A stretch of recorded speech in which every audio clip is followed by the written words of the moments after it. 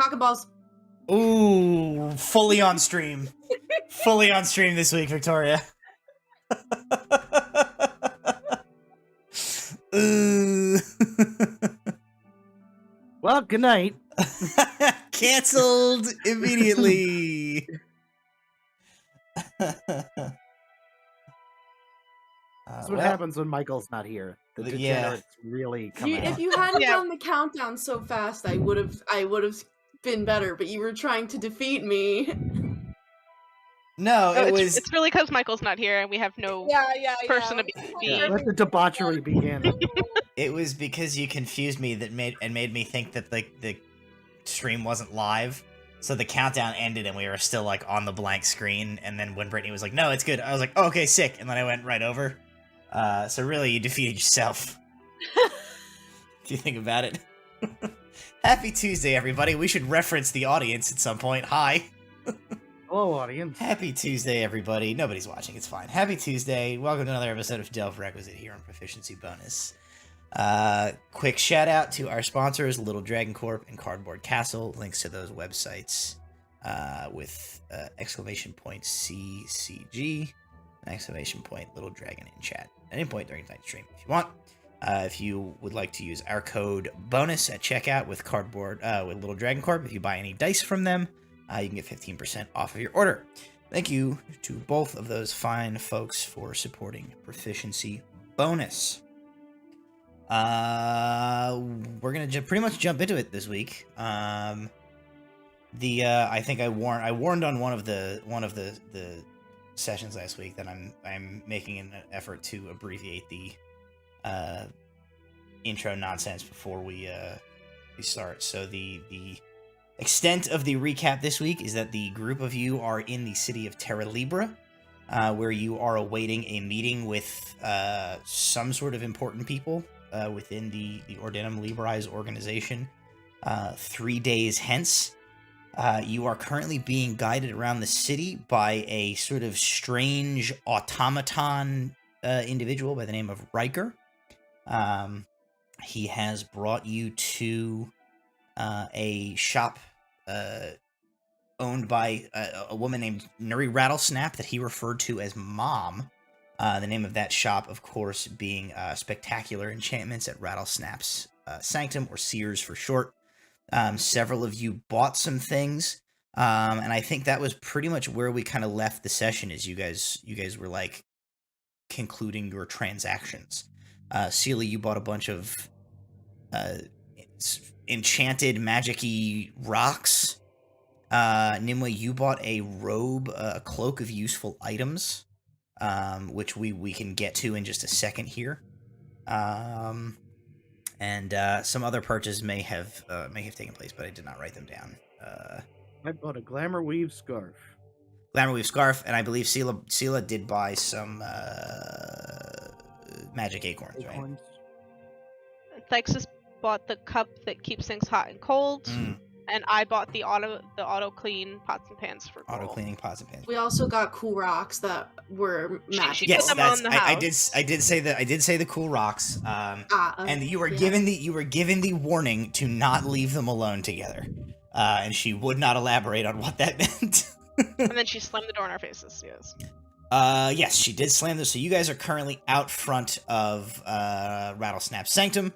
Riker is out there with you guys, and he kind of like looks over the group of you and he says, "Okay, where did you want to go next?"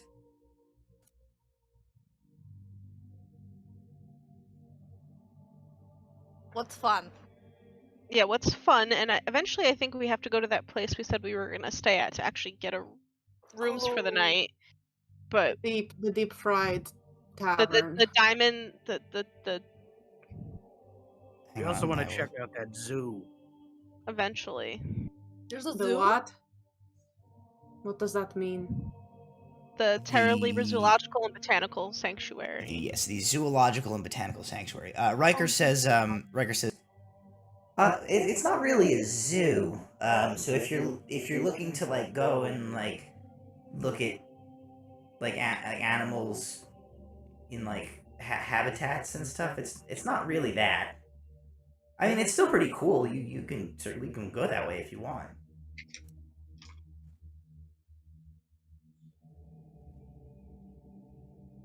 Well, I mean, is it Is it the lame? funnest place here, or is there more cool shit? Or just books?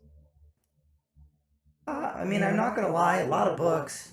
Okay. For a lot of the Ordinum, that's like their whole jam is books. But there's, I mean, the zoological and botanical sanctuary is pretty interesting. I mean, the whole city is filled with like parks and gardens and things to sightsee. So I mentioned the. I mean, it stinks that the Grimaldi Circus is shut down, because that would be like, if you were like, what's cool? That would normally be the first place I'd send you, but they've they haven't opened up yet. They like I said, they were supposed to a few weeks ago, but they've still been shut down. Riker, you said that there's been no reason given why they're still shut down. They just haven't reopened, right? Yeah, as far as I know, I haven't really checked in on it. I mean, I heard some people the other day on one of the building sites I was helping out at. Some workmen were saying that like they figured something bad probably like must have happened to Ringmaster Bolo, but I just figured that was like, I mean, you know how rumors go. If it was really something bad, like the Ordinum or like the City Watch would be involved, and none of that's happened.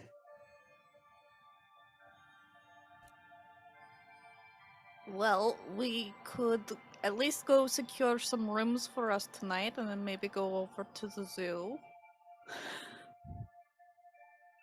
I mean, we could just walk around, go get our rooms, make sure they have space for all of us, and Yeah. and then see where we want to go. I'm kind of I don't think concerned is the right word, but I'm curious as to why something that usually opens by now and seems to have history of not ever really being delayed on opening is closed. So And it's supposed to be the coolest shit here, so yeah, like if that was going to be our entertainment, I'm a little bit concerned that our one entertainment is gone. Other than, I mean, I'm happy to go back to the books. we're so entitled. Yeah, doesn't- Why is not the fun place open? doesn't go well for your city when you're like, "Welcome to Terra Libra. Our coolest shit is closed." Yeah. I mean, I think Well, I mean, the for library most is people, plenty. the main coolest shit in Terra Libra is like the giant magical academy and all of the like. Yeah, like I'm okay That's with for that. basic bitches, Riker. Just the Excuse me? the general splendor. I'm As he fine with like people in the points to like this library. magnificent city that you guys are in. Like, We're like, yeah, not good enough, Riker. I'm fine with being in the library the whole time, but I don't think all of you are. So Get like so an just to architectural boat tour. we turn around and Plexus is gone. usually We got hear back that's to a the good thing to library. do. Whale watching. yeah, so just to give you guys a little bit to give you guys like the rundown, you can like Riker gives you the like tour guide version of this, but to give you guys sort of the bullet pointed list of like some of the stuff that is that is around. Up on the like the northwestern chunk, that's where you guys came from. That's the Ordinum Rise. That's got Ladria's Keep, which is where you started. That's like kind of the Ordinum's main hall. You guys know like a lot of that is like private chambers of like Ordinum members and stuff like that. So it's probably not much for you to see there. The Relic Hunters Hall is up there, which is accessible to you as guests, though like as you are not like relic hunters with the Ordinum. The like main function of that hall is sort of as like a job posting type of establishment, which you guys won't have access to. The university is up there. You guys already did attend the library, but that's still up there. There is something up there called the workshop, which you guys can go visit. That is it's essentially like an artificery, where like Ordinum craftsmen and like scholars and magical smiths and stuff like make things.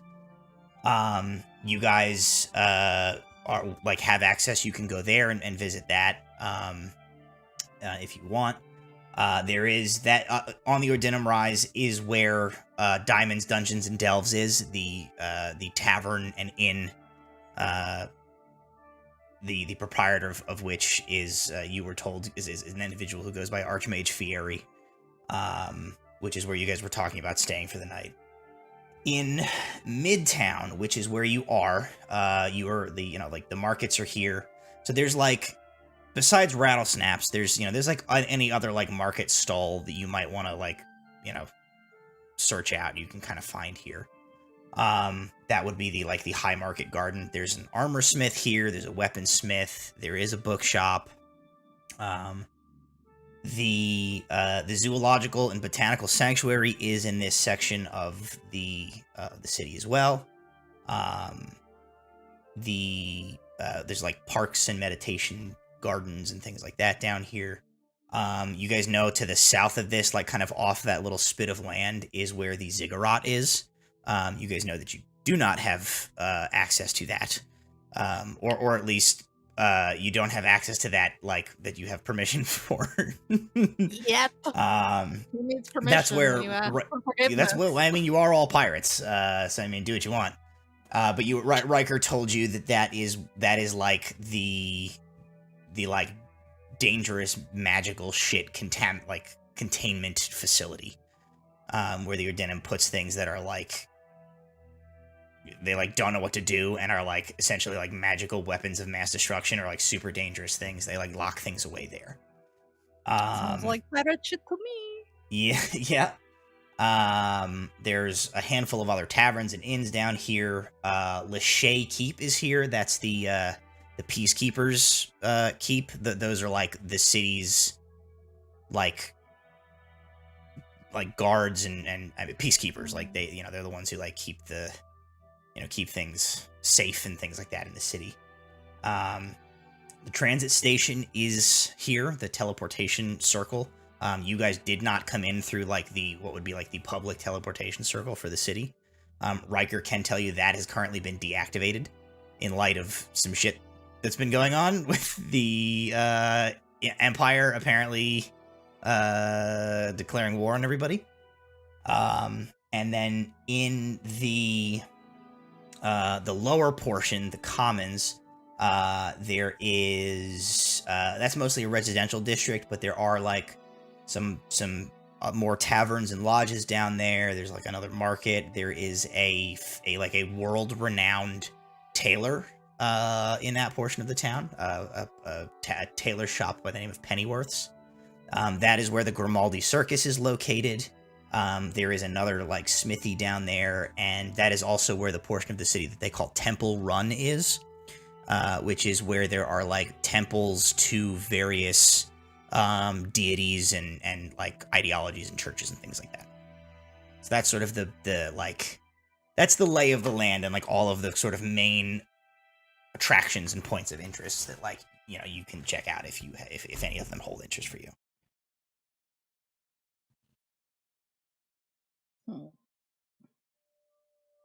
All right, well, let's just go find a place to stay first and go from there. Yeah, I'd feel better if we have our room Secure a secured for room. the night. Yeah. Yeah, it's I like like having reservations. afternoonish. It's certainly not out of the question to like go secure your rooms, maybe like have an early dinner or whatever, and then kind of make your plan Yeah. from there. Okay, so are you guys set on Archmage Fieri's establishment, or were you looking for elsewhere? I think we said for one night we would do the ridiculous place and then we'll Okay. figure out, right? Is that what we said last time? We wanted we wanted to do the experience for one night. Wait, Well, I feel bad. Well, hold on. I feel bad that Michael's not here for the experience because I feel like it's for him. So maybe we go stay somewhere else for the first night, and then we come back. It's been our last night there before the council Yeah. meeting. Yeah. Okay, Let's do so that. in the Also, section of Riker, town. Do we Yeah. get like discounts or something? Like, or is it free for us to stay? Because we're kind of like saving the world and shit. Are you saving the world? I just heard that you We're came and trying brought a and nearly lady. We're dying trying to do it. to. I don't know. Do we I get like a didn't pass or something or discount? You know. You can. Nimue, theoretically, we are pirates, and it is free if we just Stay there. pay for it. But don't we have to pay up front to get the key? Rowan starts twitching a I little don't know. because she's still not Maybe fully I'll a talk pirate. to the guy. Rowan just starts having issues, and she's like, "Can we just, Riker? Can you take us somewhere?" Riker, Stay. Riker, who is like of a height with Sela, but like double the mass, is like, please don't cause trouble in the city while you're under my watch. I will get in trouble, and I don't want to do that. And also, That's why I'm it's asking not. if you have a discount. Also, it's not. You can ask any of the proprietors. You can tell them you're saving the world and see what they say. We told them Alright. that we were pirates and we were going to do pirate things to them. If they make us pay full price, then would that be okay? We're gonna go steal all their shit. I mean, I would prefer you didn't do that. You can. I would warn you. There's a pretty high percentage of people that can do magic in this city. Oh shit. But they are not us. That is true. I mean, some of us can do magic. Most of us Rowan? can do magic. Rowan is just staring off the My distance, buddy. realizing this is the first time she's in society with all of them where she is also not there to fuck shit up. Like the last time they were in a city was in Umyastarai, where they were there to cause problems, and the rest of the time it's been pirate world, and now she's back in like world space, and she's like, oh my god, this is what I've gotten myself Oh my into. God. Riker, what's the I want a economic T-shirt. stability I want a of Terra T-shirt Libra? that just says like "Delve Requisite Pirates," like cause problems, get money, or like something. Well, requisite pirates, we are not part of a society. It's better to ask for forgiveness than permission. I'm just saying. Grimm's It Folly, worked for cause my dad problems. every time. Why not just not even ask for permission at all? Anyway, let us I go. look. I Love look. requisite pirates. That sounds like a you problem. So your options here in Midtown of Yeah. an inn and tavern. There's a place called the Bakersfield. There is a place called Hob Tavern. There is a place called Mortimer's Apothecary, which, despite its name, is a barn inn. And there is a place called Poor Lauren. Those are sort of the big ones. Where do we go to get in fights with the patrons? Where do we go that if we get in a fight with other patrons, it will be the least disruptive to everybody else? I feel like poor Is- Lawrence has the most Hang fighty on, vibe. real quick. The music is like crazy right now, right? I don't hear it. Yeah, it is crazy. Oh, It's like the phone. I had near it. a I had it speaker. really low, so I didn't really hear it. Yeah, so did I. I don't hear it. Riker hacked in. Do you have it muted, Apparently. Christy? No. It's because it's not making any sound right now. I Oh, just okay. stopped it because it was Oh. freaking out. Okay. Suncraft, no, my son. Yeah. Suncraft. Suncraft, please. My Don't talk to me or Suncraft, my what Suncraft happened? ever again. Don't My ever talk little to me or my Suncraft. Suncraft. Craft ever again. Boy. Okay, I'll play this. Riker's like, I don't know what a Suncraft is.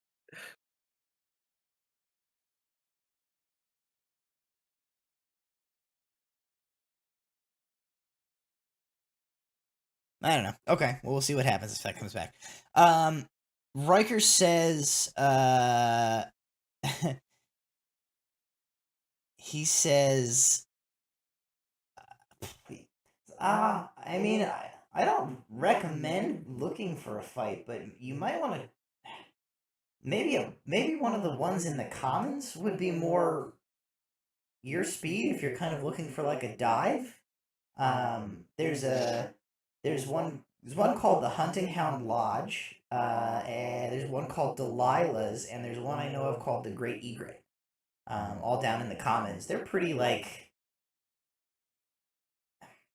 they cater to a rougher crowd by Terra Libran standards, which you guys have been like pretty loudly proclaiming that you're pirates. So maybe by your standards they might not be. We are all wearing T-shirts that says we're pirates. Pirates, yeah. Yeah, Pirate family that's- reunion. Like that's cool. Live your truth, I guess. So he's just as we keep asking about rougher places, we're getting farther and farther from the rise. We're getting pushed farther and farther from like the nice area of town. Yeah, I mean, I want to be clear, like, that is one thing that you have kind of noticed about Terra Libra as you're going through. Like, all there put really together. is not a crappy part of town. Terra Libra is like is sort of like a socialist utopia, in as much as it can be, in that like the Ordinum Librae pours an enormous amount of resources into like the social welfare of the people that live in this city. So like even the parts that are like not nice, there's not really like dirty, grimy, like rough and tumble parts of town in Terra Libra. The Ordinum does a lot to like take care of, even the least fortunate of its citizens, and so like as a result, there are not a lot of people who are like put in situations where like they like crime and things start to happen because like people are actually being taken care of here. All right, Riker, surprise us. Choose a cool place that you think we would vibe with. Okay, and then we'll go to Fiere's when Texas is more talkative. He's gonna look for his dice. He says,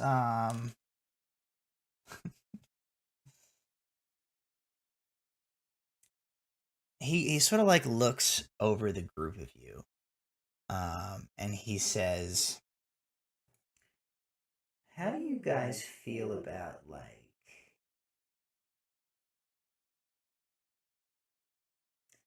whatever the high fantasy version of Molgoths are?" The high fantasy version of what? Molgoths. I think that's definitely not our vibe. I don't know. I thought you might be into it. Mortimer's Apothecary has kind of a reputation for being sort of like a kitschy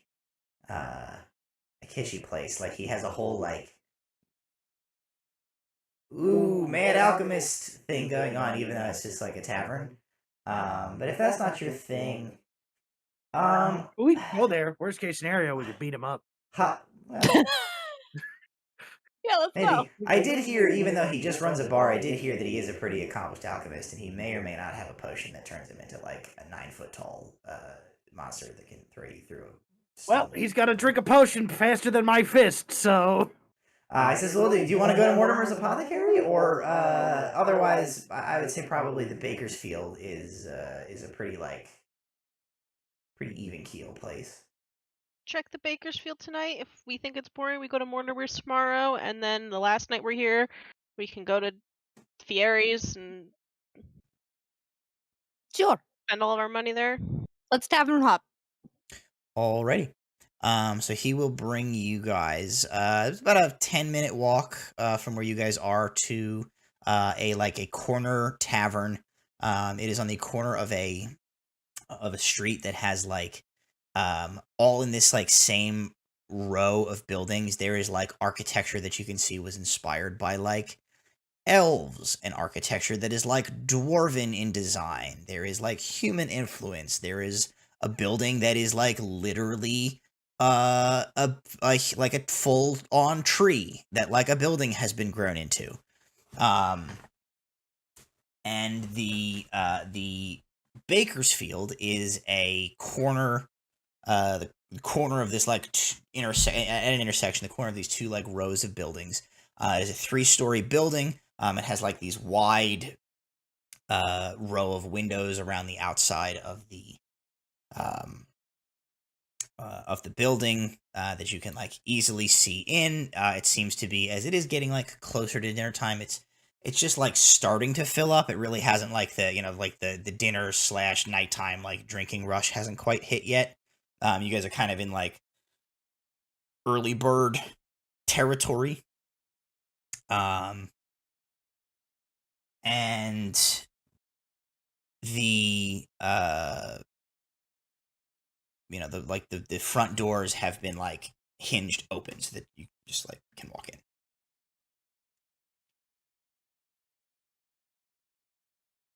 Just go inside. Okay. So there's a few folks sitting in the tavern here.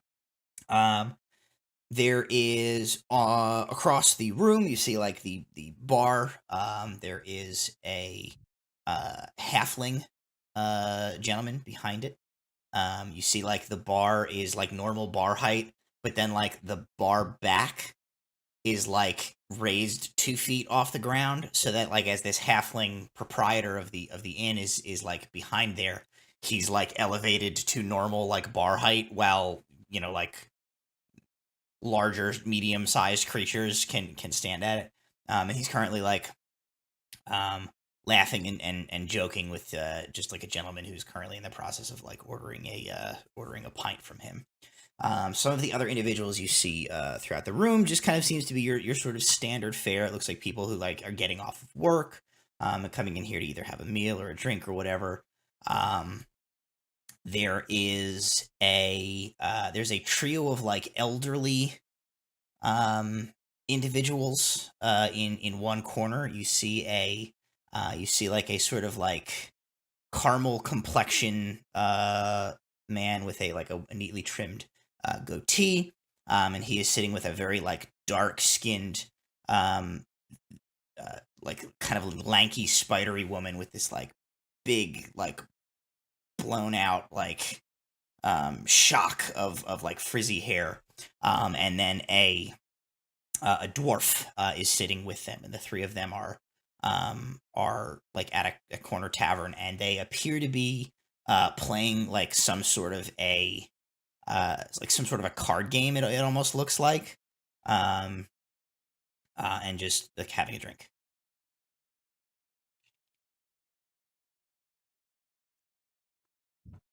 The halfling is the only person we see that looks like they work here.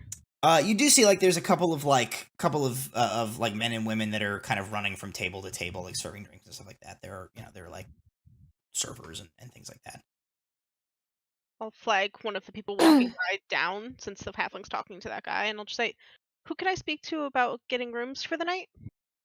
You kind of flag down the young man. He says, "Oh, over there, Mr. Bakersfield. He owns the tavern. His name's on the door. You can go and check in with him. He's got the ledger up there, and he can get." He kind of like looks at your party. He says, "I believe we've got vacancy for everybody to have their own room, if that's what you guys are looking for." How tall is this building? Like, is this like multiple stories or 3 just stories. like how long? Trace. Three, 3 stories. Do we all want our own rooms, or do we want to share rooms? I just kicked my toe. I don't have any money. I gave it all to Dixis. I think it's And, fine. and he's very busy reading right now. No, Thixis is still with you, although he is like kind of He knows reading the his book. book He as knows he the follows book, you yeah. guys around. We've just been like corralling him as we walk. Yeah, the every streets, once like, in a while, just- when you guys like like, make a grab me turn, over. somebody grabs him and pulls him along with you. This way. I'll go over to Mr. Bakersfield and just smile and wait until he's done talking to the guy.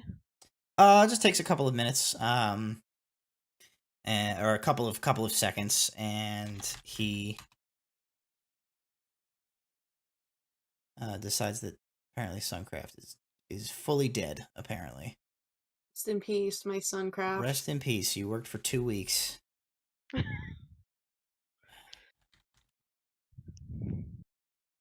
Suncraft. Behave. Needs a spanking. They sigh. Oh. We just learned a lot about Christy's parenting style. Gross. Good thing I don't have kids. You walk up. He serves his drink to this person. He looks up at you and he says, "Oh, hello there. What can I do for you? Drinks?"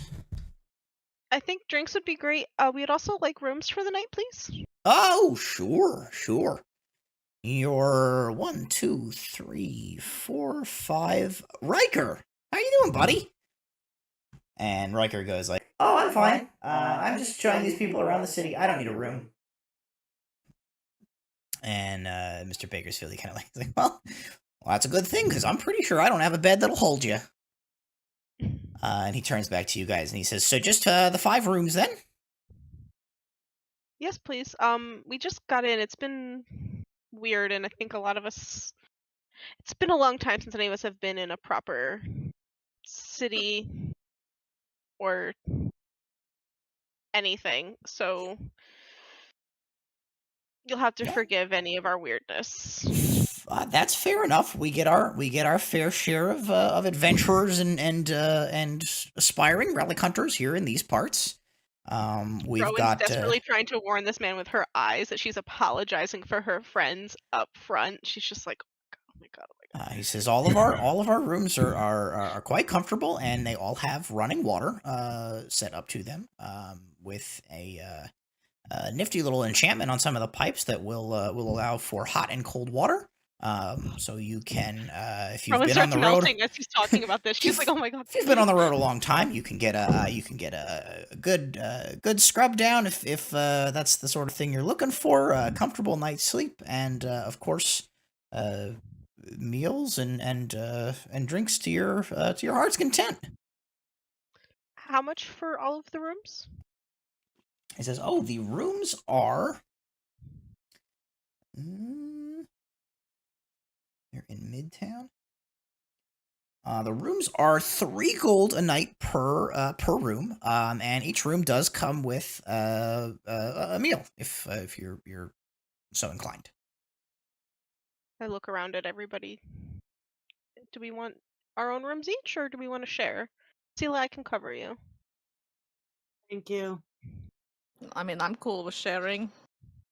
Unless this guy can give us a discount, you know, because we're special guests. Does he hear Nimue say that? I'm not he being looks. quiet. Oh, are you special guests? Well, I mean, I guess you are being escorted around by Riker. Riker, are these guys special guests? I would like to look at Riker pointedly, like, bitch, you better not fuck this Make up. a. You guys can make. I was just gonna try to add in really quickly. I was just gonna try to explain to him without over-explaining.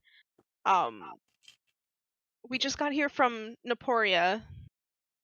And I kind of motion to Nimue and I say, her people are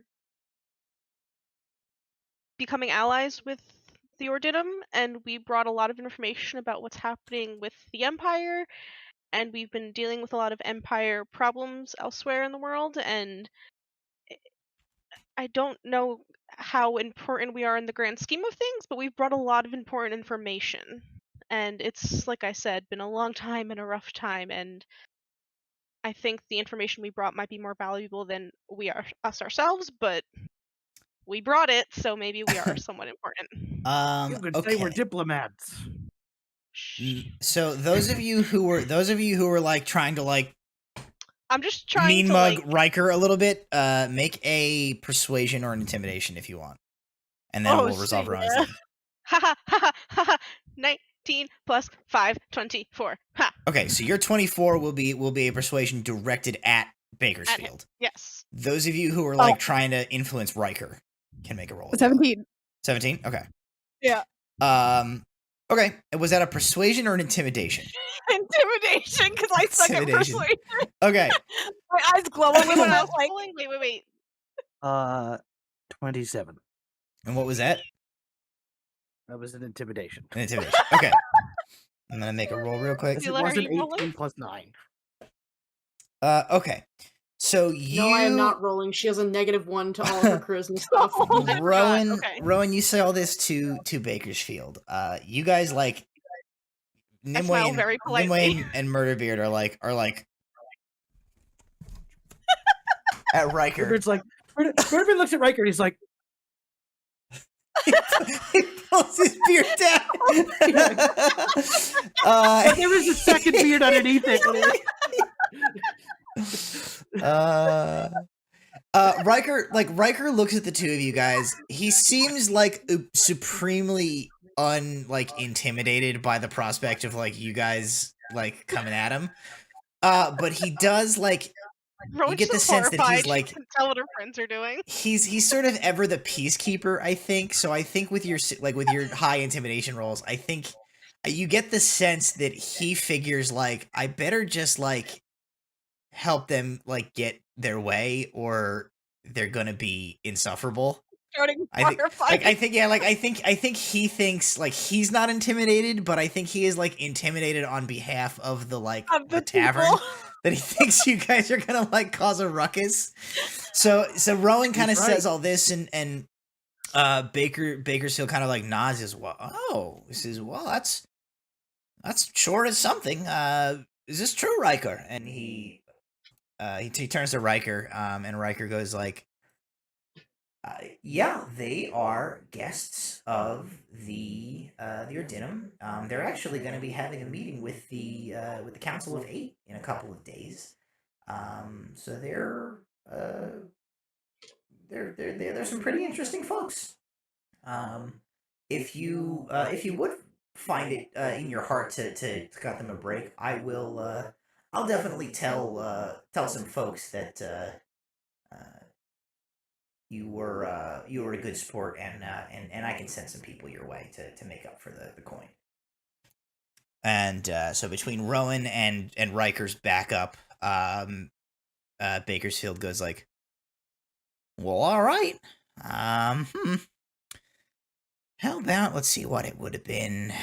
3, 6. Okay, let's call it about 6 gold for the lot of you. I deflate with relief and I just push the 6 gold over myself. I don't. Aww. So he gives you I- essentially like you pay for 2 rooms and he gives you the 5.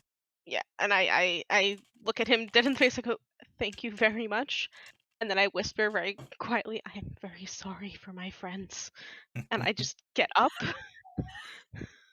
and I go sit at a table. Okay. Thank you so much. We appreciate it. He goes, oh, don't mention it. If you need anything, just holler or flag down one of the servers. We'll bring you anything you'd like. Okay, so you guys are like, are you getting a table? You know, what are you doing? Essentially, at this point, like, unless you guys choose to interact with something, like, I'm not like prompting you with anything. So like, you kind of know what's in the room. You can do whatever you want. You can choose to like retire for the evening, or you know, whatever you want to do. Like the entire the driving of this is entirely in your hands. Do you want drinks and dinner, and then Sure. figure it out from? Does anyone want to do anything else tonight, or do we want to just jump to tomorrow? I think we should go visit the zoo. Today, or do you want to do that tomorrow? In the I'm okay. I have energy. Everybody keeps saying that. What does it mean? What It's- is... I look at Nimue because I'm not sure if I will explain it. Well, they say it's not really a zoo. I'm just calling it a zoo because it's easier than the actual word that it is. Most people just call it the sanctuary. Oh. But what does it mean? The sanctuary is, well, it's kind of like, so you know how the Ordinum Librae was founded a long time ago by some people who saw that after the Invari Empire fell, all of the the little kingdoms and would be like rulers were fighting each other, and there was all these wars, and a lot of things were like getting destroyed, and like magic and knowledge and art and history and all of these things were being lost to these wars. And the Ordinum Librae was created by people who tried to save those things so that they weren't lost.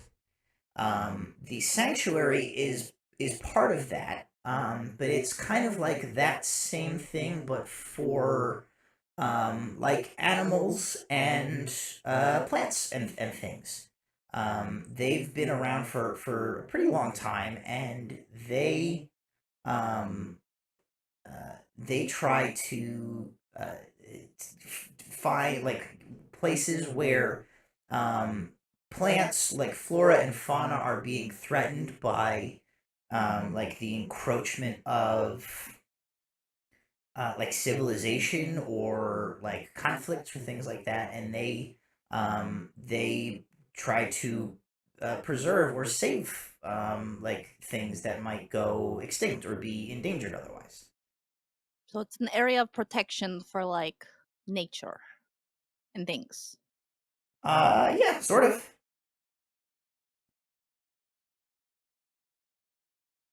Do they have like rare animals and shit?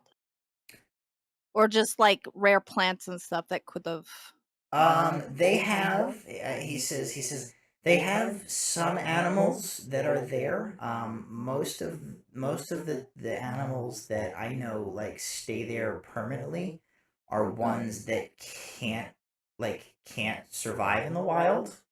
Oh, I know uh they know they have a pair of giant eagles in the sanctuary, and one of them is blind and one of them is missing a wing, so they can't go out in the wild, so the sanctuary took them in, and oh, that's really they stay sweet. I'm there. gonna go see the eagles. He kind of like he's like placating again. He's like, again, it's I mean, it's certainly worth going, but it's really not. It's not a place where like people like go and look at animals. I That's know why I that, keep saying but it's not a zoo. that's really cool that they did that for them.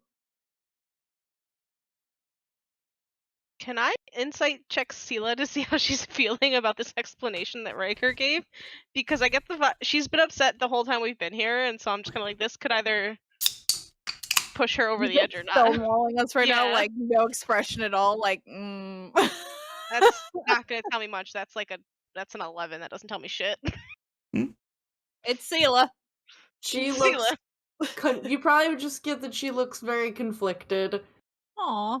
and not happy. I don't know if we've like necessarily established, like, is Riker aware of like what your guy? Not really, right? Like Riker doesn't really have a context for the fact that like Sela is a druid. Riker knows nothing about any of us. Right. Yeah, I don't Okay. even, Like, Yeah, Riker doesn't know shit. I don't think he even knows what like. Well, he might. I think he Like, I mean, like overheard some of you, he the can mention kind of of like, into it, like like. yeah. I think he saw like Murder Weird show like the tattoos. at the Right, I mean, he's library, seen like, the tattoos. He also like Murderbeard is like like fully like sailor garbed out. right. Like like Rowan, you have like a longsword and like armor. Nimue, you've got a set of garb and accoutrement that sort of suggest your vibe. I don't know that Sela's necessarily is like. Yeah, not really. So You don't see like, the giant's like placard that she hangs on her chest that says, I Druid. am a druid. Druid. Yeah, so I don't think he has any like. I was just trying to think if what specific other information he might like think to present to you guys, but he doesn't really like. I don't think he has enough context for like your guys' personal fair. situations for that he would like think to offer up any other specific stuff. how about we eat dinner and then maybe go for a walk through the parks and maybe go through the sanctuary and come back, and if we see Are we anything, allowed great. to go to the sanctuary? Like, is it open to the public? I mean, it technically is like everything else that the Ordinum facilitates. It is in a manner open to all. It's not really set up to be a like a tourist attraction, but people do go there, and the proprietor the of the sanctuary, Tender Igriel, he's really nice, and I'm sure he'd be happy to talk to you guys if you're interested. I know he's always looking for people who travel around a lot, and might be willing to help the sanctuary's efforts. He's always happy to talk to people. So if you guys are traveling a lot, then maybe he would be interested in talking to you about some And things. honestly, maybe they could talk to some of our leaders in the way of preserving the island. If the Empire's intent on taking it over, worst comes to worst, at least we could save something. Could also tell them a bit more about Glasgow and what's there too, even. Oh yeah, that's a good idea. I think just in general, like getting them an outreach or connection to talk to people like that might help. Sure. Well, I don't know about.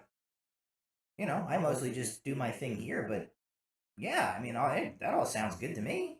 I'm sure Tender Igriel would be really cool with that. Well, we could at least go see what it's all about. We could be completely wrong and just get bad vibes when we get there. So I mean, at best case scenario, it's a nice after dinner walk. Worst case scenario, we don't like it. okay. I don't know. Just if everyone still has energy, maybe we should just take a walk. I think Riker at this point, I think he kind of says, he's like, okay, well, I mean, you have your rooms here. You guys saw where the sanctuary was from when we came in. If your plan is, to kind of just explore a little bit, maybe check that out, and then bunk down here for the night. I'll let you go. You don't need me following you around, unless you want me to keep playing tour guide. But other than I mean, that, you're more than welcome to join us if you're bored. Oh no, I have plenty of things I can do. I at some point before the end of the night, I need to go check in at the workshop. But is the workshop where you stay if we need to find you? Yeah, usually. Okay. I don't technically need to sleep. Like a lot of people do. So usually I go there. At the end of the day. But if if you need to find me or need to find anybody, you can just go to the Ordinum Rise, and you have those ingots that'll mark you as visitors. Someone will be able to help you, and if not, I'll come here and I'll find you guys in the morning if and see if you need anything. Thank you, Riker. He goes, oh, of course. Yeah. Tender Igriel is in charge of the sanctuary, and just tell him who you are and tell him I sent you over, and I'm sure he'll be happy to talk to you. He kind of waves, and he looks back as he goes out, and he calls out over the bar. And he says, "Hey, Bakersfield, go ahead and put a round for all these guys on my tab." Aww. And Bakersfield goes "You got it, buddy." And Riker gives you guys a wave, and he sort of clomps out of the bar. Thanks, Riker. That's really sweet of you. Oh, and then Murderbeard exploded. And then Murderbeard got into a bar fight. Yeah. Yeah. Murderbeard and Thixus just T-pose and then phase. Yeah, they just healing. T-pose for 5 minutes. He's back, I think. Yep, I see him. Yep. Okay. Alrighty. So you guys can eat your meal. Anything else you want to do, and here you can go up and check out your rooms. You can bathe or any other stuff you want to do, or you can head on your way.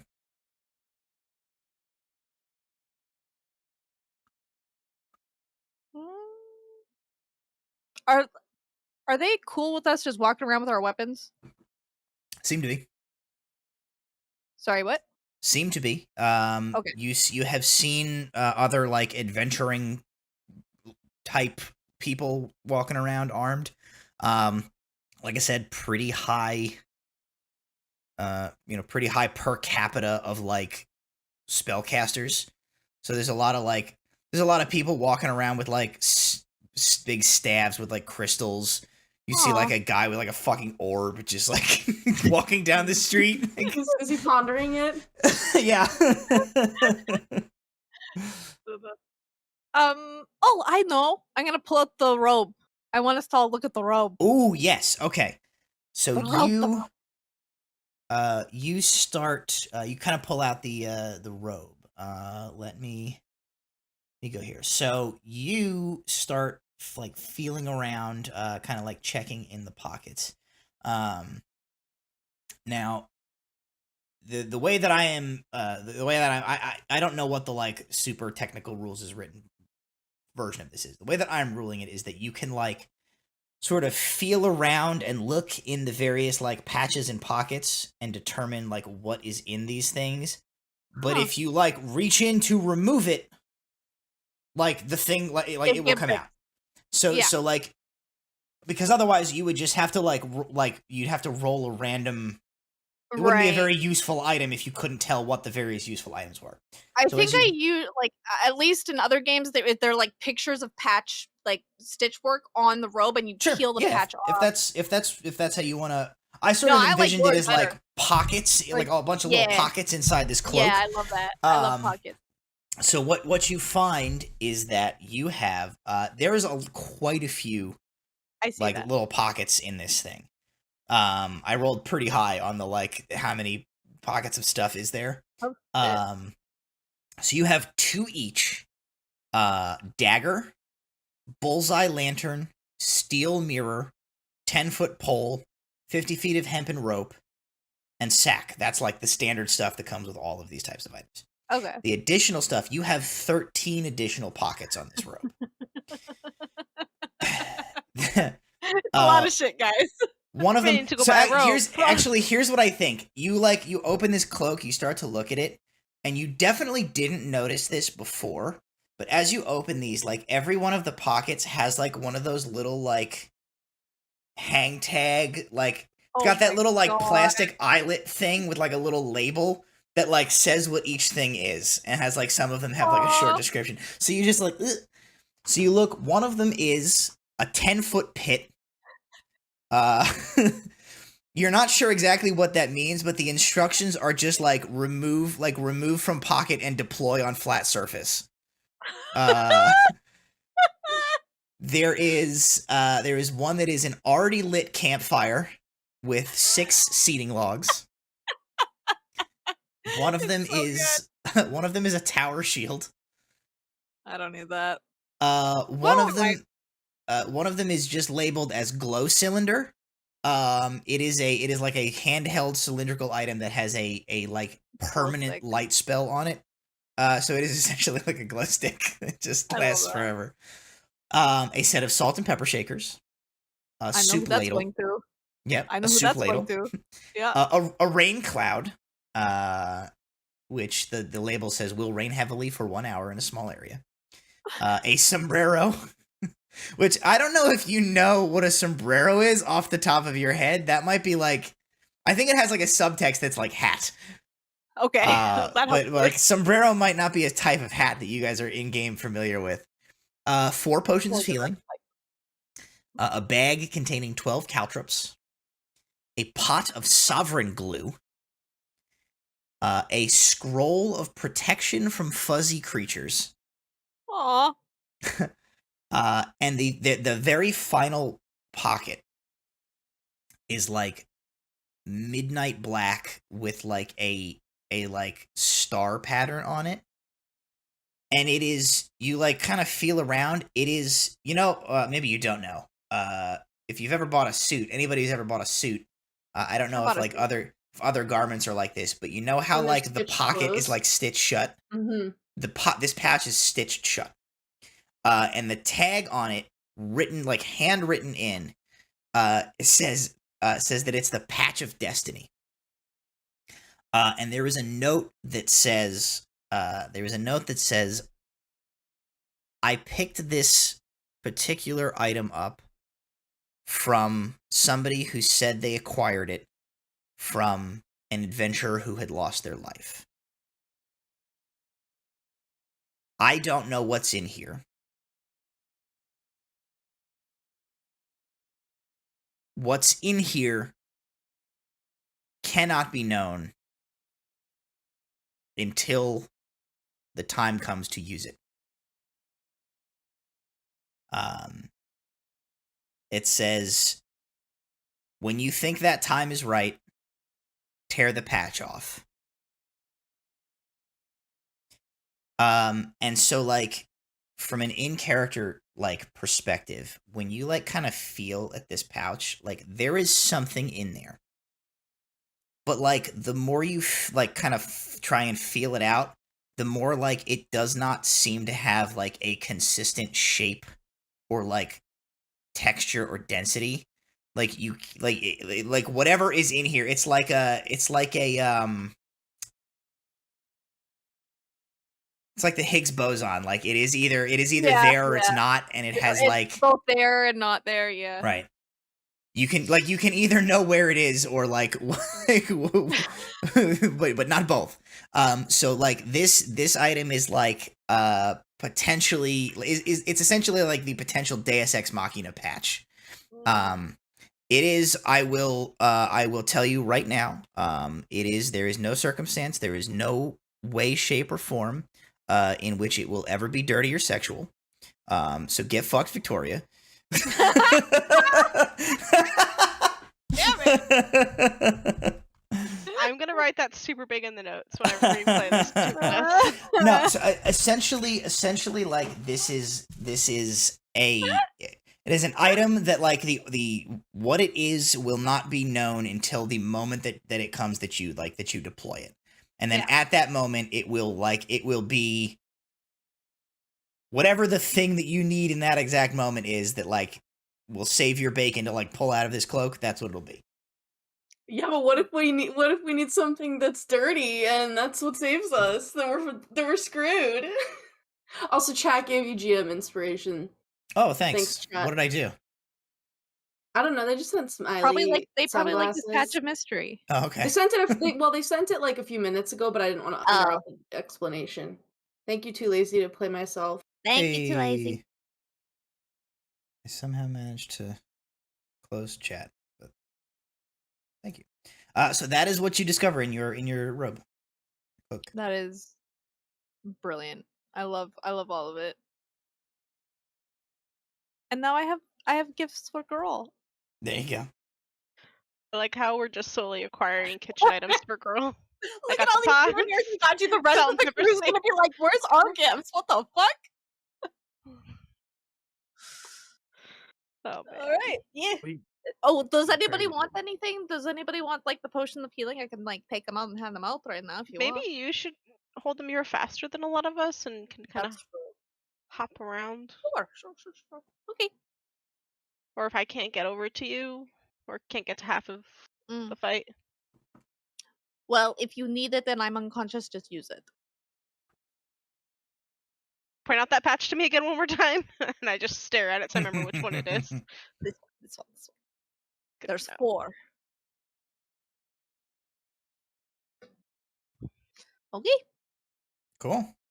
Yummy dinner, yummy drinks. Eat Yep. dinner, let's you go. eat, you drink, and your plan is to head out. Yeah. Alrighty, so you strike out. Before you leave, Bakersfield does give you all keys, with like numbers corresponding to like floor and room numbers, so that you can go up to your rooms. Are you guys like? Do any of you want to like drop any of your stuff, or are you just heading right out? Are we all on the same floor? Like, where are we? Like, I think on the second floor of the building, there are 3 of you, and the other 3 of you are on the 3rd floor, or the other 2 of you are on the 3rd floor. So you can decide whoever is wherever. We'll take the 3rd floor. I'll also take the 3rd floor. Okay, I'll Alright, be on the so 2nd floor with the boys. Okay. I think at this point, as you guys like, whether or not you guys go to rooms and drop things, I think Thyxis bows out at this point. He goes like, I think I'm just gonna like study some of these books for a little bit. Oh yeah, I'd probably drop off like the ebook stuff that I got for the kids. Okay. In the room, so I don't have to carry it around. You are able to do that, no problem. So anything that anybody wants to like deposit is will be safe in your rooms for now. I'll do that. Okay. So you head back out onto the streets. At this point, the sun is beginning to set. There are these like street lamps with these large, perfectly round glass like orbs set in like hanging over the streets. As the sun begins to go down, you see they begin to like light up with these like spectacular like aquamarines and turquoises and violets and these like sort of beautiful neon colors that don't seem to be created by like any type of like flame. They almost look like a cloud of like vapor or like gaseous substance like swirls within these orbs and then like begins to produce this light.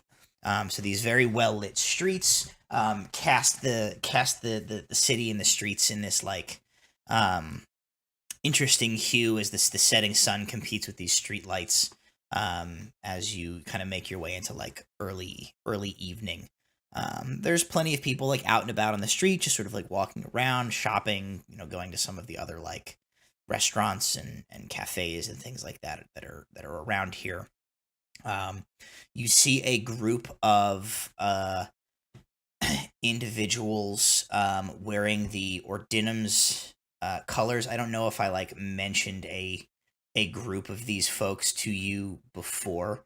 But they are basically like they go around and you see like there's one of the streetlights that is like not working quite properly, and so like one of them moves over to it and like casts an incantation and like the light comes back on. You see there's like some like horse droppings where like a cart went by and one of them like prestidigitate and like cleans it up. These are a group of who you would have been explained were the Terra Libra stewards. They're members of the Ordinum Librae that are essentially like their job is just to like care for and upkeep the city, and so they are going around like keeping things clean. And you are able to head. You're heading in the direction of the sanctuary, right? So you head kind of north from where you are. A walk that takes you across these like verandaed walkways that lead over these manicured like gardens and flowing waterways with this like crystal clear blue water. You see like fish swimming in in these like man-made ponds and rivers and waterways. An abnormally high population of birds seems to be like in the city, and they are like a wide array of like different species of birds. You see some like truly like wacky birds like from like all climates, like these like weird fluted like tropical looking birds, and more common ones you see like great horned owls. You see all sorts of like wild avian life seems to populate this city at a high rate. Do you walk towards the Geese. What's that? Yes, there are specifically Canadian geese. Somehow they're still assholes despite everything else that's like going on in the city. You like walk past a group of Canadian geese. They have a couple of goslings with them, and like one of them comes up on you and is like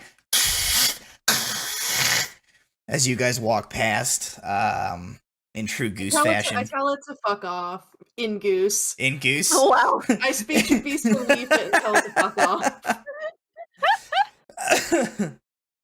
It seems to respect that actually. Yeah. And it backs off a little bit. You guys Damn. you guys are able to carry on. So like I said, that building that was pointed out to you as the sanctuary is a pretty big structure. I think I might have described it as looking kind of like the Sydney Opera House. Like it's sort of got this very like arched high architecture to it. It does not appear to like Riker kept saying, like, not a zoo. It doesn't appear to have like grounds surrounding it where you would see like walking paths and like enclosures where you would be expecting to see animals. It's just like a big friggin' building. But there is like a very clearly defined like plaza in front of it, where there is a statue of sort of like an androgynous humanoid form that is kind of like kneeling down and reaching one hand out and seems to be sort of like caressing a blossom, a flower that is like growing up from the like their foot, and as the other hand is sort of like reaching upward, and you see the statue has like a um sort of an indistinct, like it seems vaguely like it's not like a cow, it's not like bovine, it's some sort of like herbivore looking creature is sort of like standing near this figure. So this figure is kind of like crouched down and like tending to a flower with one hand, and like sort of like reaching up and almost like as if they're like patting this creature on the side, is this statue in front of this building. And then there's like a large entrance, and there is like runes engraved above it that just say like Terra Libra and Zoological and Botanical Sanctuary. Especially this time of day, like there's really not anybody like coming or going from this place, so like you're just kind of alone in this plaza right now. Can we go in? Yeah. Just- You approach the doors, Sure. and Yep. they open. Oh, shit. Okay. Go in and start looking at pretty flowers and things and wandering around with my friends. Yeah, you I don't know what the hell we're doing here. you open the doors, you go inside, and you're in like an antechamber. It's a little too small to be truly called like an atrium. But it is very like tall. You see like those walls go up, and there's like a skylight above, so you're getting like natural sunlight coming down. It's a chamber that's maybe 20 feet wide by like 20 feet deep. There is like another little fountain, some like benches and things in the area. There's like what appears to be a almost like an information desk sort of at the front. And then there are a few other doors leading out of this area. One of them is labeled archives. One of them is labeled education center. And then the one in the back of the chamber farthest from you has like an archway over the door that says like sanctuary. There is nobody like at that desk right now. You guys are alone in this space. Are there pamphlets at the desk that I can take for Thixis? Sure, sure. You Since pick he's up a pamphlet. You pick up one that says "Conservation and You: A Responsible Being's Guide to the Protection of Oroholan Wildlife and Flora," and you pick up one that says "Only You Can Prevent Produce Flame Incidents," and it has like a cartoon picture of like a bear with a ranger hat on it. Oh my god. I take those and I put them away to give them to Thixis later. What do we do now that we are here? Well, I was expecting someone to be here, but I guess not. I don't know. Are these doors locked? Are they open? Can we go in? To the sanctuary doors, you mean? Yeah, any door. I go pull on the sanctuary doors. The sanctuary door does not open. Your that little like ingot that you guys got, as you like pull in the door, it kind of like makes like a boom boom noise, almost as if somebody had like clinked it with something else metallic, but it makes sort of like a sour note. You very much like intuit that like this thing would be something that could potentially give you access to like this type of space. And this one. But like yours are not coded to do it. Welp. Guess we can't go there now. You guys. What about? I'll try the other doors just to see if like Maybe the other doors have access. Which door are you gonna try first? Oh. You have archives and you have education center. I think education center is probably the well, yeah, I was gonna say archives just because that's what Nimue wants to go. It's like that probably. Let's try the education center. That's easy mode. Let's do easy mode first. Roll make a perception check, Nimue. Okay.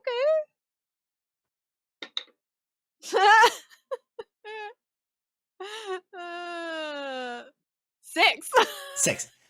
You head over to the towards the education center, and you like reach out to like try and open this door, and you are you don't take any damage, but you like the door like opens as you're like reaching for it, and you get like donked by the door, and you're like, oh.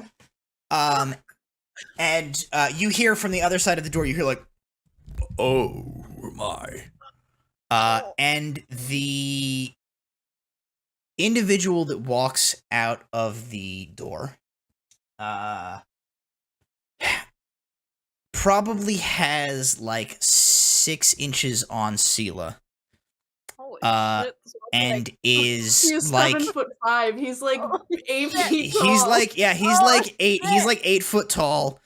And he actually has to turn slightly sideways to get through the door.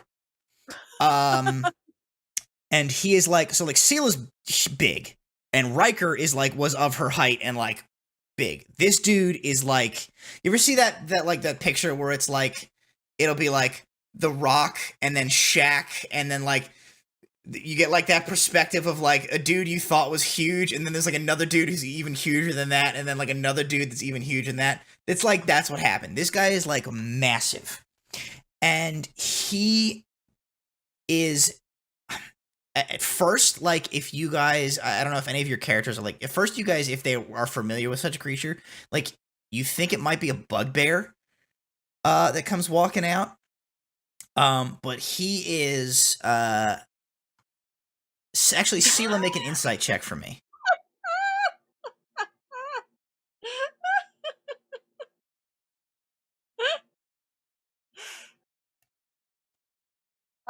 Insight is 16. Okay.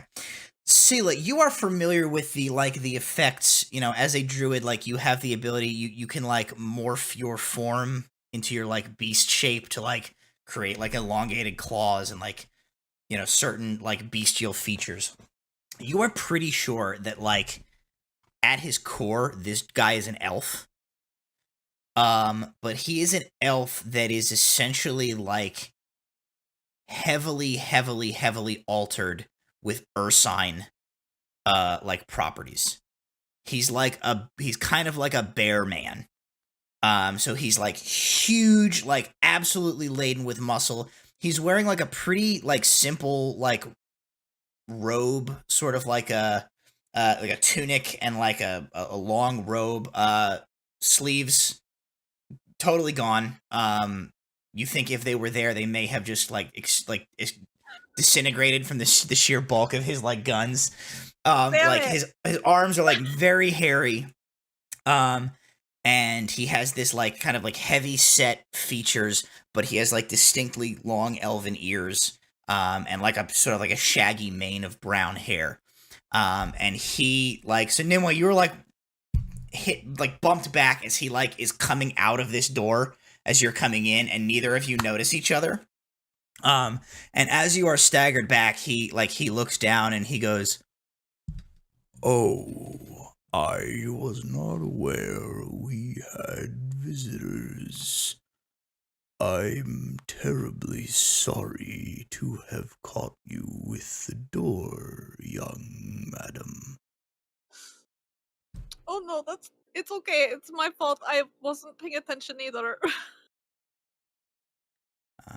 He says, "I do not recognize any of you, and we do not get many visitors to the sanctuary who are not students from the university.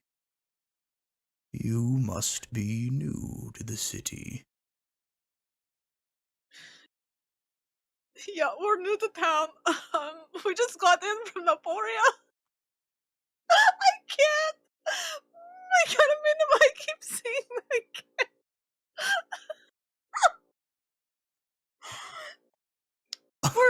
We're guests of whoever's up top. Are you quite all right? Do you need a glass of water? I can fetch one for you. No, don't go anywhere. You're okay. It's fine. Actually, we were a little curious about the sanctuary and maybe taking a look around. We're new here. Oh, I am always happy to show those who are curious the work that we do here. And Sela, he kind of looks at you as like he's having this exchange with Nimue, and he sort of arches an eyebrow and he says, "Forgive me if this is indelicate, but I sense a strong connection to Druantia's gift in you. Are you a sister of the path?" Yeah, these are the people that I was like, I think she's heard of them but doesn't know much about them, kind of thing, right? You make a history check. Big boy dice, go! Oh! Fix Victoria's thing. Big boy dice did it. I should delete those gifs that I put in the chat. They're very distracting. You need to leave them, just not look at the chat. 19. A 19. Yes. So he said that he recognizes Druantia's gift, a connection to Druantia's gift. And he asks if you also walk the path. So you can pretty solidly intuit that like this dude is a druid. And he is asking like if you are also a druid. And based on his usage of the term like Druantia's gift as like, you know, his vernacular for like having druid power, you can intuit that he is probably like of the Druantian emissary, the like sort of the elven counterpart to sort of like the Furbolg Society's version of druidic magic. I might be.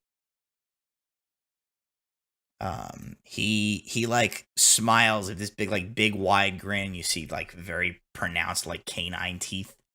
And he says, "It is not often at all that I get a chance to meet one who walks in the circles outside of mine own enclave. I am delighted to make your acquaintance, Sister Furbolg. I am called Tender Igril. I am Igril of the Ninth." You are the one Riker told us to find, then. Ah, you are familiar with Riker. A fine being, I suppose. He is our guide around. She just like gestures like where they came from. He sort of like he kind of cocks his head and he says, "Have you not experienced a bastion of the other races' cultures such as this before, Sister Furbolg?" You seem overwhelmed by Terra Libra.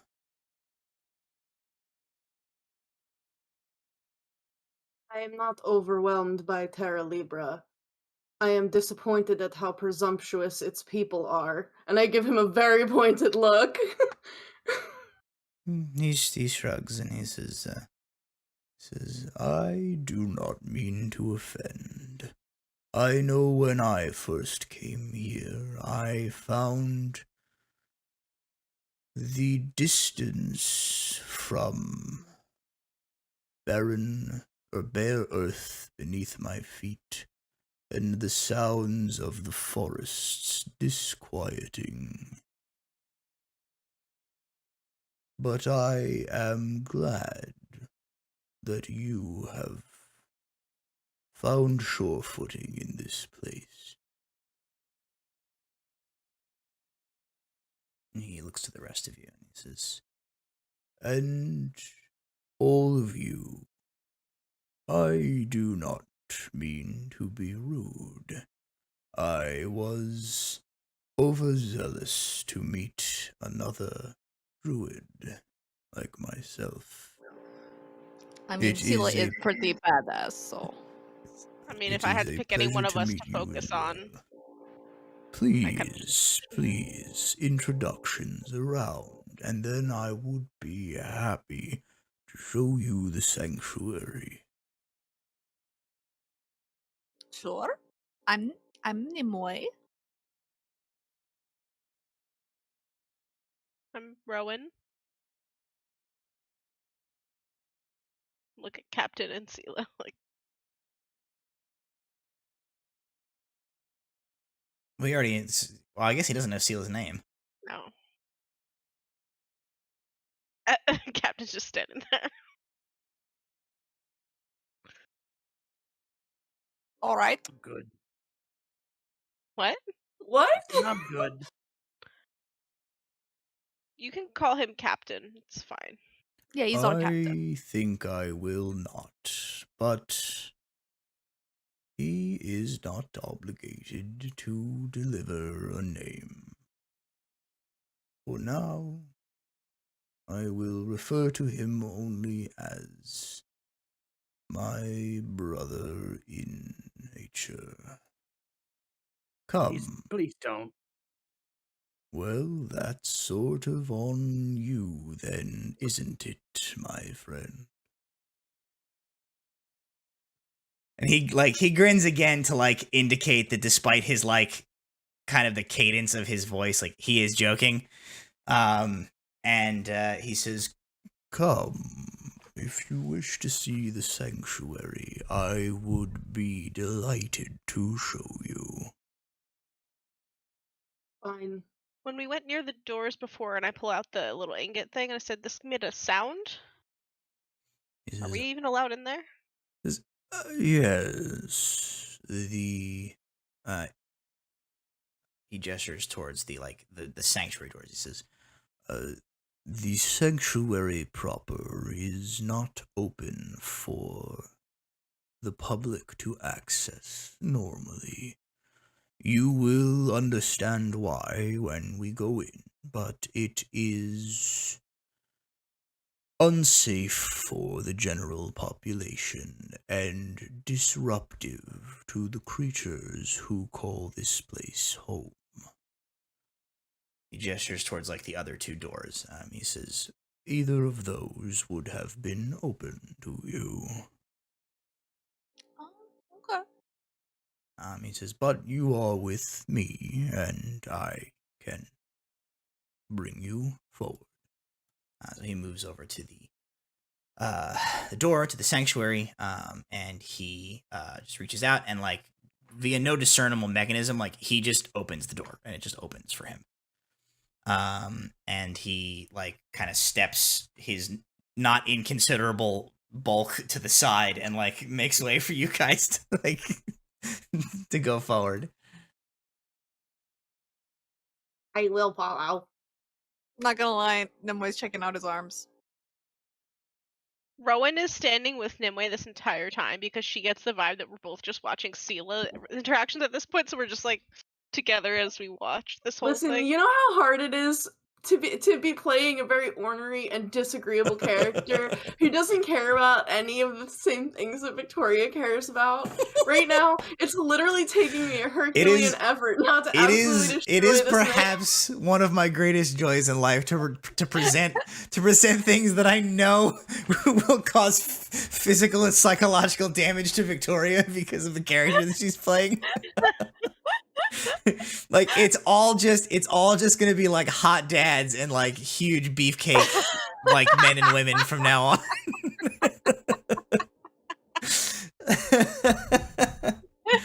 Rowan is very fully proud of just you, watching Victoria. this You're doing so Nimue. well. Yeah, I think we're definitely watching that interaction. You guys step through the door to the in this building, and you step from the inside of this antechamber, this atrium, into a full-on forest. Like dirt beneath your feet with like leaves and underbrush, trees growing up around you. You look up, there is like an open sky with, you know, like twilight above you.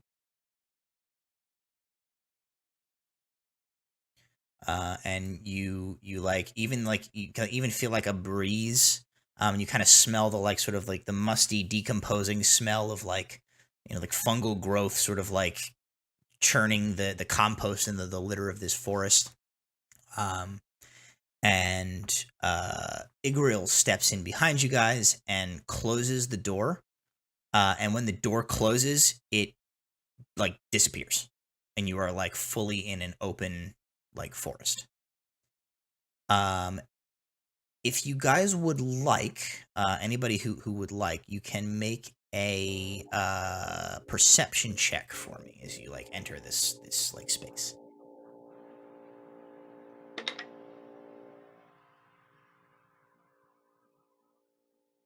25. Okay. 13. Whopping 4. Rowan doesn't see shit. Okay. Macbeth.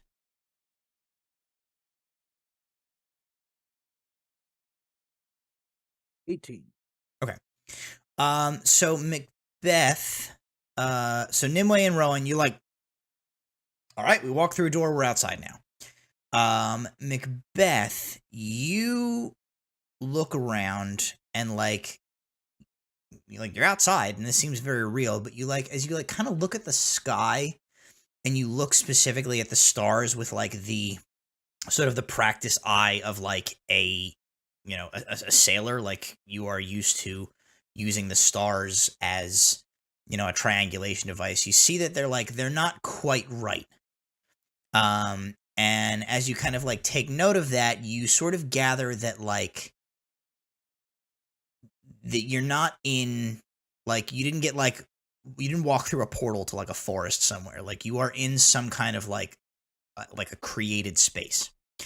Sela, with your even higher role, I think like because of your like deep connection to nature, like you can tell that you are in, like you are still in the same like place that you were, and that like the nature around you, like it to a T like feels very real.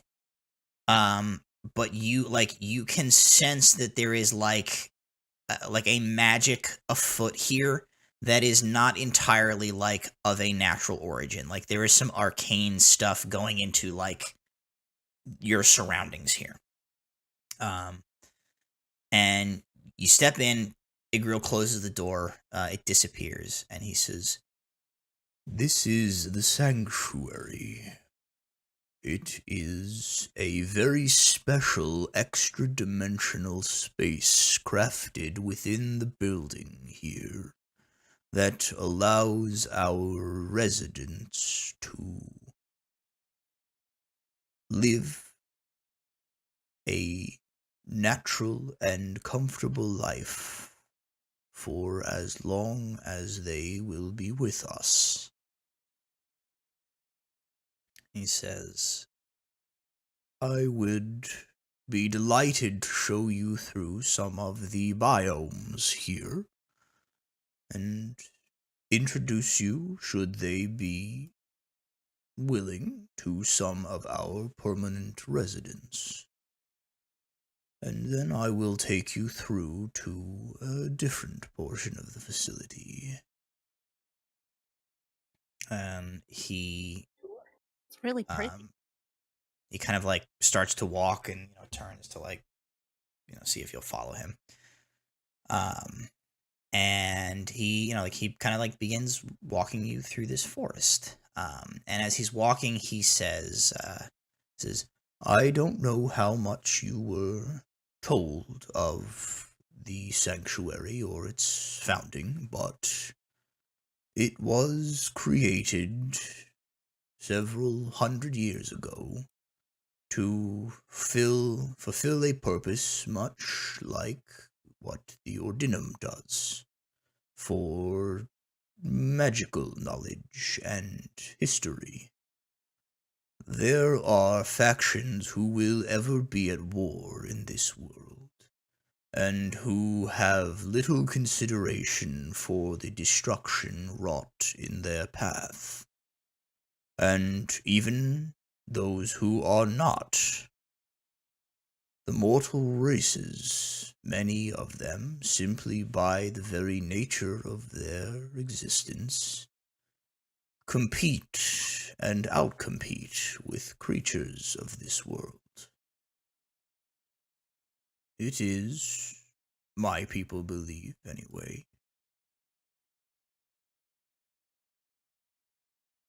unfortunate, but we strive to accept the nature of all creatures. Fish swim in the sea, birds nest upon the cliff, humans build towns and cities. It is the design in which they were created. But it does not mean that we cannot strive to protect creatures and fauna from an unnecessary extinction.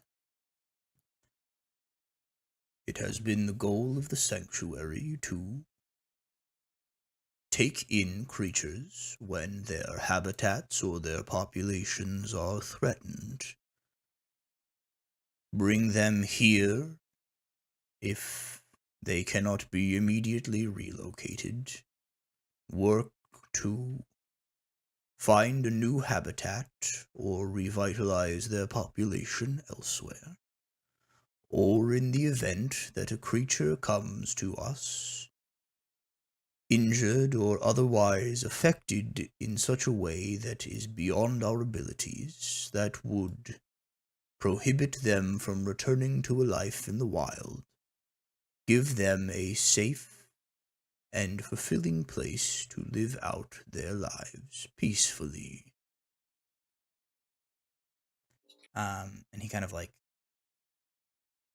tilts his head and he says, in fact, I believe one of our permanent residents is coming to meet us now. And a moment later, you hear like the crunching of like heavy footfalls, and the biggest bear that any of you have ever seen comes like from between some trees. It's like the size of like a cart, like if you imagine like a covered wagon, it is a bear that's the size of a covered wagon essentially. And it comes out. And he smiles and walks over to it, and Igriel like scritches it on its massive head. And he says, "This is Popo. He has been my companion for many years now. As a cub, he was captured and sold into a traveling menagerie. When the menagerie's operators discovered that he was not an ordinary black bear and would continue to grow to an unmanageable size, they attempted to kill him. Popo escaped, but unfortunately, being raised around humans and halflings and other creatures, he had no fear of them, and the poor lad kept trying to find his way to population centers and having trouble with the people he found there. He was rescued by individuals operating on behalf of the sanctuary and brought here. Now he mostly is lazy and helps me tend to my duties. He sort of like scritches the bear, and the bear goes like, and like shakes his head, and he goes, "He is a good boy." Oh. And Popo like kind of like thunders over and like comes over and is like investigating you guys. And he comes over and gives you guys a bunch of like big like sniffs and just kind of like investigates you. Hey, Popo. I hold very still. Like, okay. I mean, he doesn't do anything. He just kind of gives you guys a sniff. I think when he like comes to Sela, he bear. This is fucking weird. He sniffs around. He moves over to Sela. He goes like, he like puts a big bear eye down near you, and he just goes like, he just gives you like a bear, like a bear lick on your face. And Tender Igrill says, he too can sense your connection with nature. I'm gonna summon Hamlet. Okay.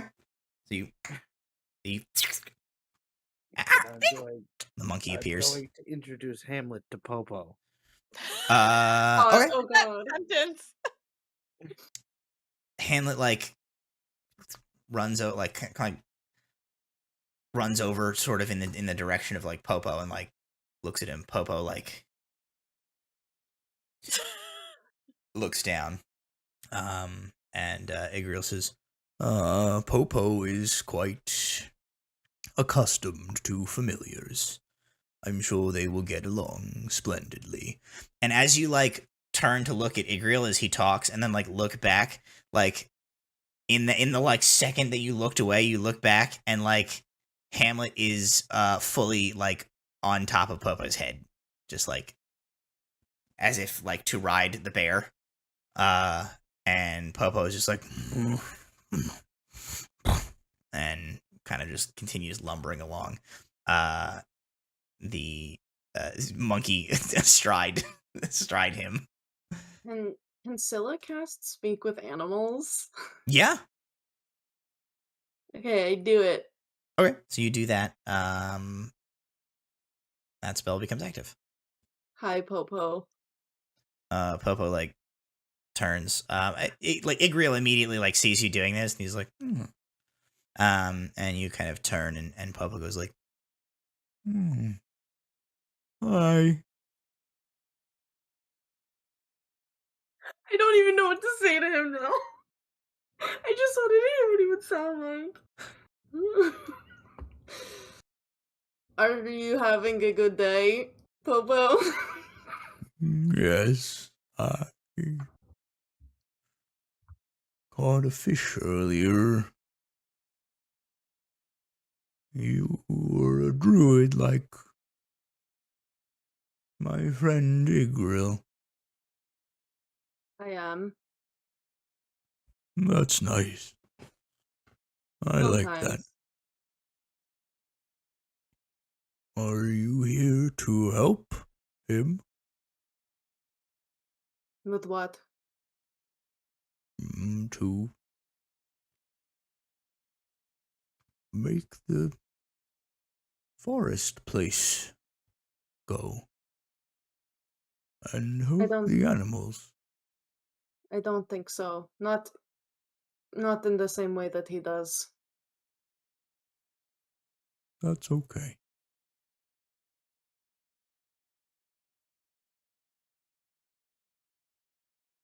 Okay. Papa's like, good talk. And he wanders off. I was half expecting to be like, are you here to assist him? With what? With the killings. Oh no, Popo! Popo, no! Okay, so yeah, Popo kind of wanders off. You Macbeth, through your link to Hamlet, you can sense that Hamlet is good, and Hamlet's we'll come back whenever. He's off to have some sort of a monkey bear adventure with Popo as you guys continue through. Igriel kind of leads you guys further in, and as you walk, you're sort of walking through this forest, this sort of arboreal forest, and very quickly the landscape transitions, and you are in a large rolling plains setting with these tall grass plains around you, and in the distance you see a small herd of creatures that are sort of bovine with large sort of almost antlered horns on either side of their head. And he says, this is our resident herd of aurochs. He says, they're not endangered in the wild, but we bring creatures that would thrive in the habitats that exist within this place to help some of our resident species. He says, we have many creatures here. Popo is one of our permanent residents, as are our pair of giant eagles who are one biome over from here, Lasache and Marma. They are a mother and daughter. Lasache is unfortunately blind in one eye, and Marma is missing a wing.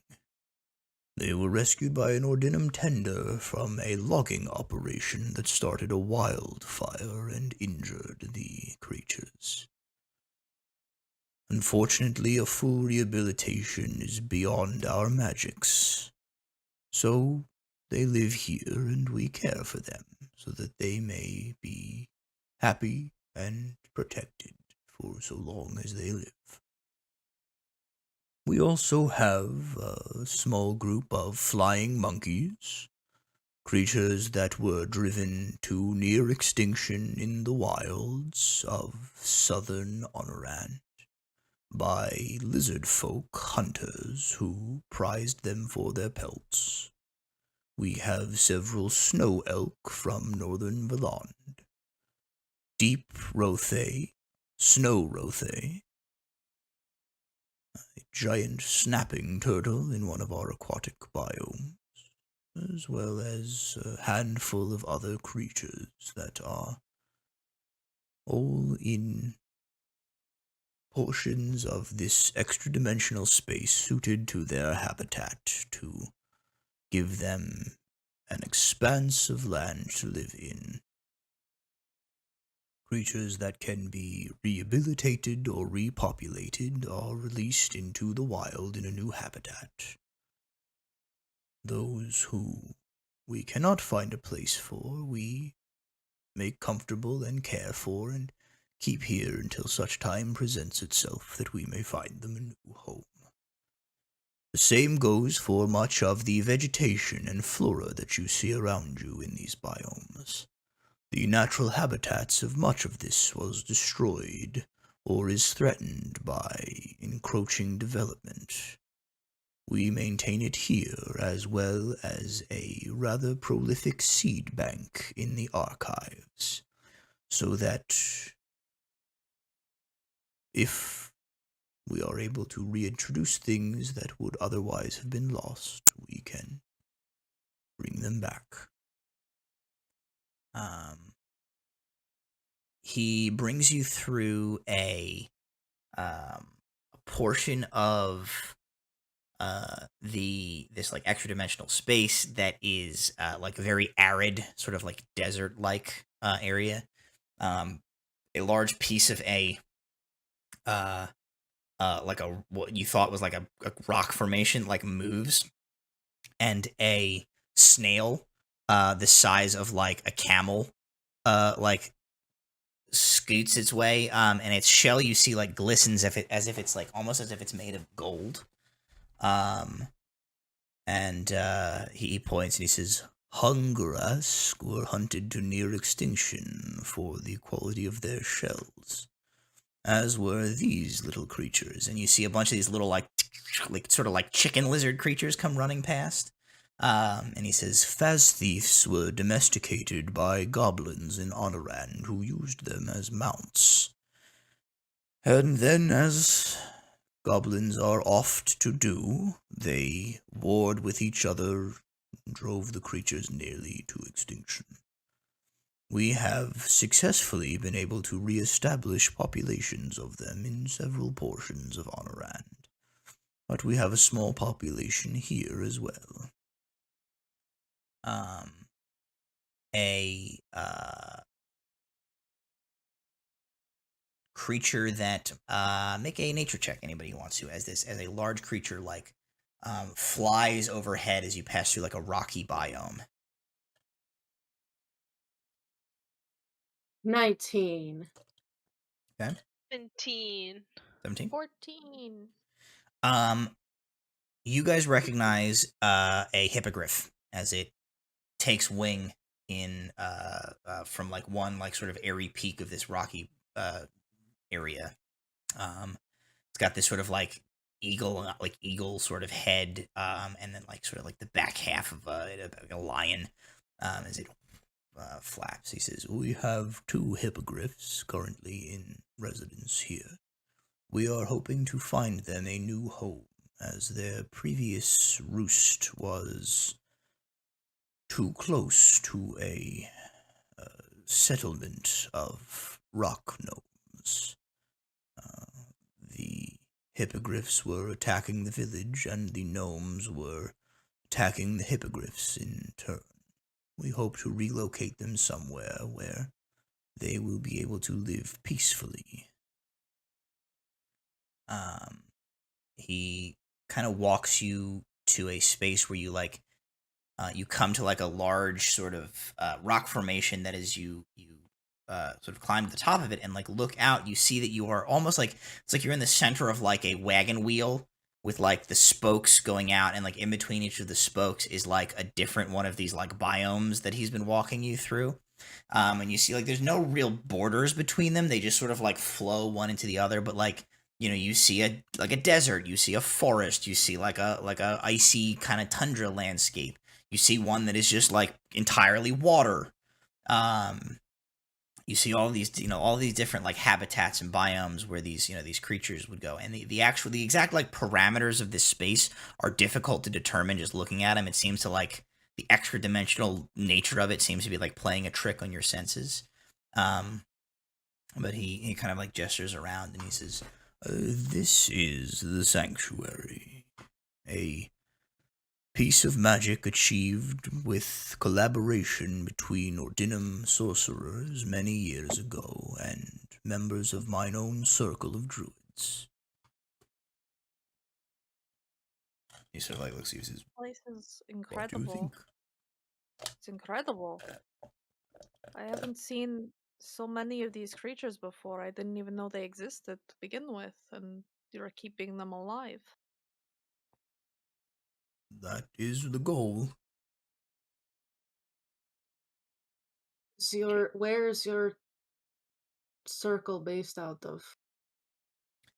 He says, I am of the 9th circle of the druids of the Drontian Enclave, based out of the Forest of Ost. You would know the Forest of Ost is technically in Mithlande. It's actually not like super far from here. It's kind of like south-ish from here. towards like the southern part of Midland Day. Oh yeah, I see. There's a place that is called. It has Austin in the name, so I can see where that Austin Vale is a Midlandian city. Probably That is around like there. near the Forest of Austin. Yes. Did he didn't take us or show us the eagles yet, right? He just mentioned them. He just said that they're here somewhere. Okay. I have heard of what is it called? They are the Druantian Emissary is the official Okay. name of their order. I have heard of the Druantian Emissary, but we don't. Our practices are different, I suppose. Not associated with the emissary. I've never met any until now. I have met very few Furbolg practitioners of druidic arts. But I think the means and methods are less important. I was raised among my people, wood elves in the forests of Ost. I was taught their particular rituals, as I'm sure you were of your people. But in the end, we both serve the natural world. Our power is derived from the lifeblood of Agiria. I see no reason not to consider you a sister in the art.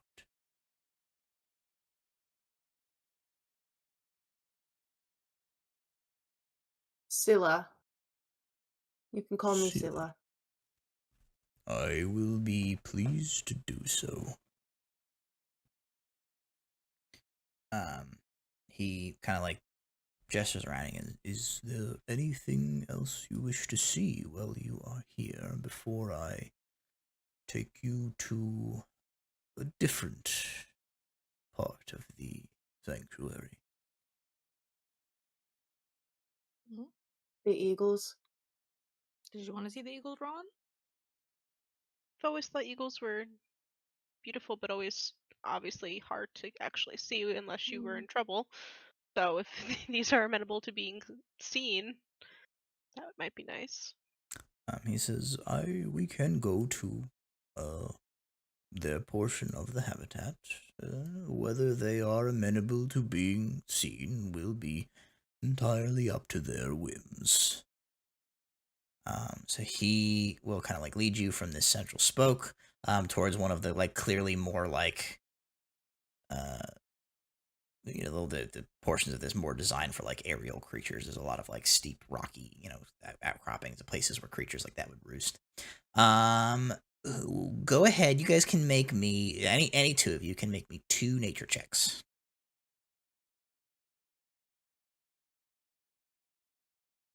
Like 2 per person or 2 split between like all of us? Two checks. One like 2 people can make a nature check. So 2 nature checks total from 2 different people. How about Ronan Okay. do it? Not great. 15. 17. 15, 17. Okay, I'm gonna make 2 opposed checks to see how our eagles are feeling. Vibe check. Vibe check. So one of the 2 eagles seems to be like interested in coming to like see what's up. The eagle that you see, and it's big. Like it is you figure this particular bird only has 1 wing. You see like the other one, its right wing is like missing below like sort of what would be like the crook of its elbow or whatever. And it kind of like hops down from a rocky outcropping where it would be, and it can sort of fly a little bit. It's sort of like with the 1 good wing and the flap, it sort of managed to like coast its way down a little bit. it seems more interested in Tender Igriel as he kind of like comes up.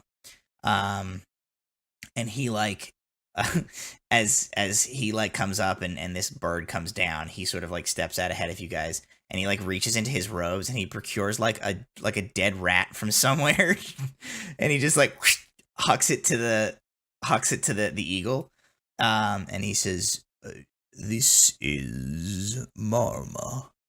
She is." He kind of looks around. He is Lesage. She is Lesage's mother, but Lesage does not seem to be feeling sociable today.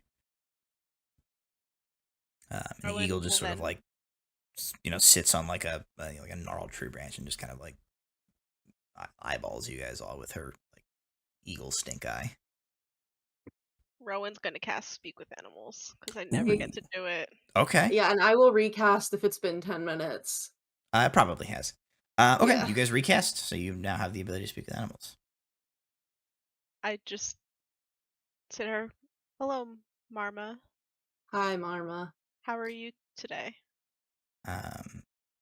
The eagle kind of says like, "Rare to have visitors. You speak."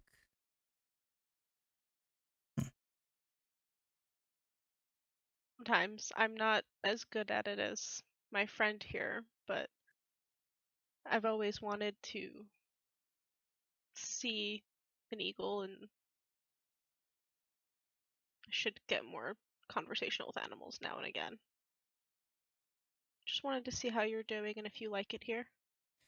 You get a sense of like, as you said, like I always wanted to see an eagle. You get this like, and so I've been thinking about Speak with Animals recently. Like the words that are coming into your head, like right, like animals do not have language, right? So like the magic of this spell sort of like translates like the animal equivalent of like sort of instincts and things into something that like your brain then extrapolates into words. So like the voices and the language that these things have is not really like them speaking to you so much as it is like your brain translating it into like something comprehensible. Mm-hmm. And so as you like giant eagles do have a language. Well, They not speak these ones. Giant eagle. Oh damn.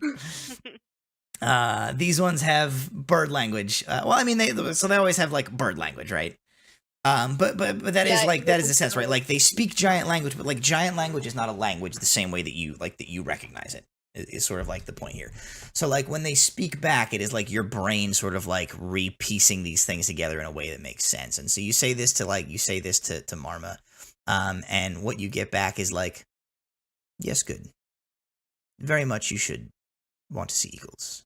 Eagles are very good to look at. And you definitely see the bird like is like looking impressive. Yeah, right. Look at me. And Marma says, yes, very good here. Winds are good for flying, and food is a lot. You get the sense of like even like when Marma like references Igriel to you, Marma says like this one cares for this self and hatchling. This one is good, and you are guest of this one, so you are tolerable. You get a sense like they don't seem to ascribe like a name to Igriel, so much as like he just like his identity to them is this like concept of like a person that like they trust, and is like there's a sort of like a weird hybrid of like that like he is a caregiver and like protector, but like they also are like his care, like to them, like also like they are like his protectors. So you get this like weird amalgam of like, this is our boy and he's our protector, and he will claw your eyeballs out if you mess with him, like in place of a name for Igriel. So that's a little confusing.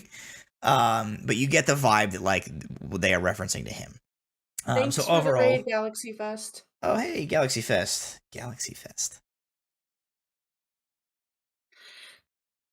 Oh, look at that. Hey. Yay. So this eagle, this giant eagle goes to you like, yes, winds are very good here, and there are fish and things to eat, and it is good for roosting and living. Do you miss other giant eagles? Did you have a mate where you were from? You get a kind of a sense of like sadness from Marma at this, and she sort of intimates to you like, that like her mate is gone, is no longer around. But like other than that, you seem to get a sense that like Marma has her offspring, has her hatchling, her daughter, and more or less like she's happy with that.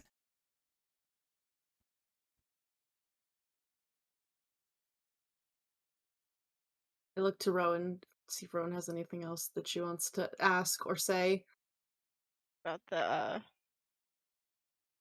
mate thing, and so then I would probably just look around and say, well,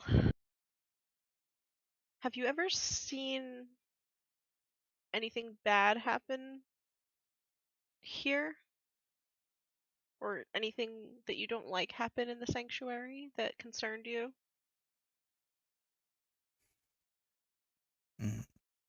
Anything bad? What is? These is nonsense garbage words. What is this meanings? Kind of like how you don't want anything to happen to this one, and I motion at Igriel. And then I motion to the sanctuary at large. Like anything happening to the space. I think you get the sense of like the sense that this is like an enclosed place and not just like the outside is not something that like the concept of that is like grasped by this creature. So I think the idea like this concept I think is sort of beyond this giant eagle, in terms of like, like, oh, so like something bad could come here and happen here or whatever.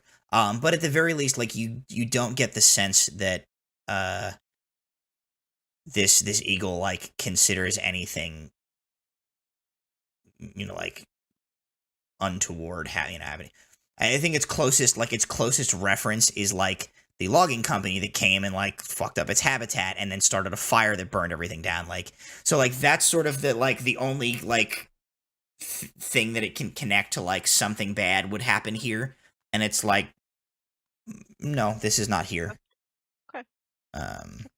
Good to know. Just knowing that they feel safe here makes Rowan feel a lot better about the space overall. It's a lot for Rowan to take in right now, and thank you for speaking with us, Marma. The eagle sort of like gives you a little like or what your brain interprets as a nod, even though like the eagle doesn't actually nod. Mm-hmm. You just get sort of an affirmation of like, you got it. Yes. Like, yeah, like you definitely should have come talk to me. Like, why wouldn't you? I'm an eagle. Like, look how cool I am. And then it's like, you get like, very good now. Time for higher up, and Marva does a series of like sort of like flap flutter pseudo hop short flights ascending up to a higher point. And you definitely do see like the other eagle like looking at you kind of from up there a little bit, but Judging doesn't seem. us. Yeah, I mean generally. Lasash, the other eagle, is kind of up there, and Mama returns over up to her hatchling, and the two of them just go about like bird business. Lasash, like, does she look like she's like full grown, or is she Yes, like a juvenile? Full grown. Okay.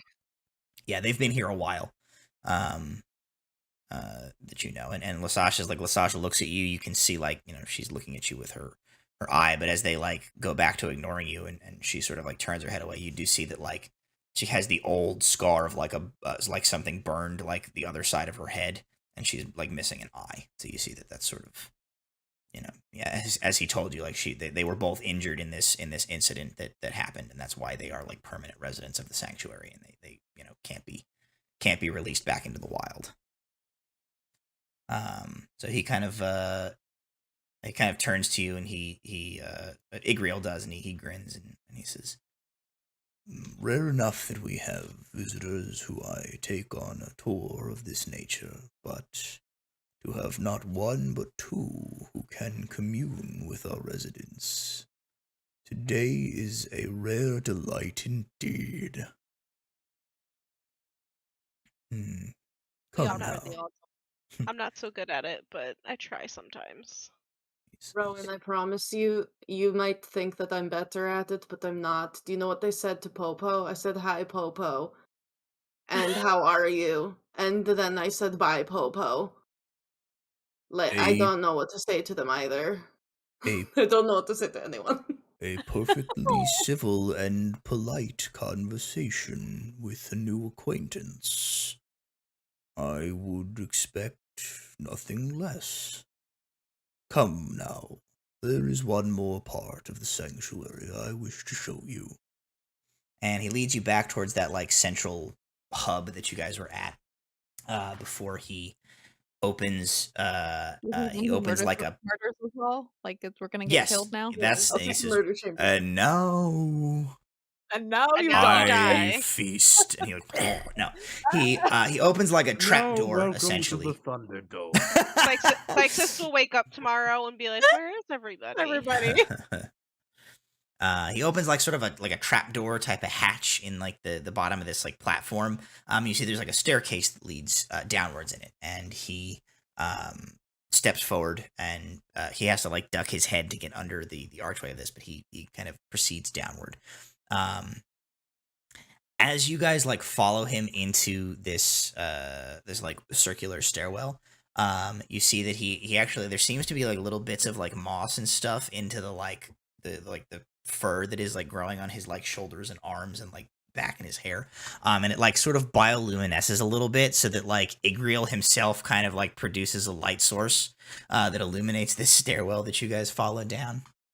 And as you guys are walking down, he says, "Not all of the creatures or organisms that are brought to the sanctuary are as you have seen. Some things come to us that have already lost their battle with extinction or are mysterious to us in other ways. Some come as the last that we know of their kind. In these circumstances, we have a method to suspend certain creatures, so that if ever the time comes that a mean presents itself to reintroduce it, we can do so." And he leads you into a you open up into come out of the stairwell into like a fairly large chamber, and there are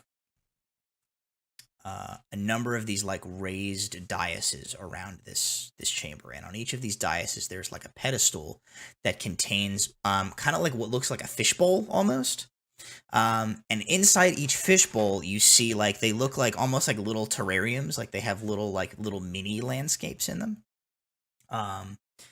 and he leads you over to one, and inside of it you see like it looks like a like like an ant farm when you're a kid. It kind of looks like an ant farm, and it's like filled with like rocky, stony substrate, and it has all of these like windy sort of paths through it. And inside it, you see there is it's to this scale, it's only about yay long. At first, it almost looks like an earthworm, but it is this like purple, like worm-like thing in here. And he says, there is a substantial transmutative property on these particular objects. They both keep the subject inside in a stasis and reduce them in size. This, he points, is a purple worm. When not in the bowl, it is roughly 400 feet long. A dwarven mining operation in Krasyadur disturbed this creature's habitat, and rather than allow the dwarves to destroy it, we secreted it here. As far as we know, there are no other instances of these creatures that we have discovered. It is possible that more exist elsewhere, but it may be the last of its kind.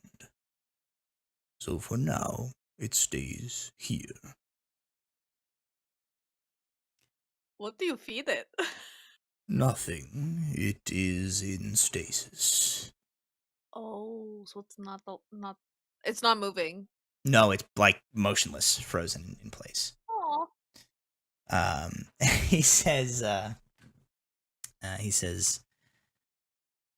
if it were not in stasis, as I said, it would be 400 feet long. And as far as my notes on it tell me, it eats roughly 9 cubic tons of rock material a day. Holy shit. The feed bill would be exorbitant.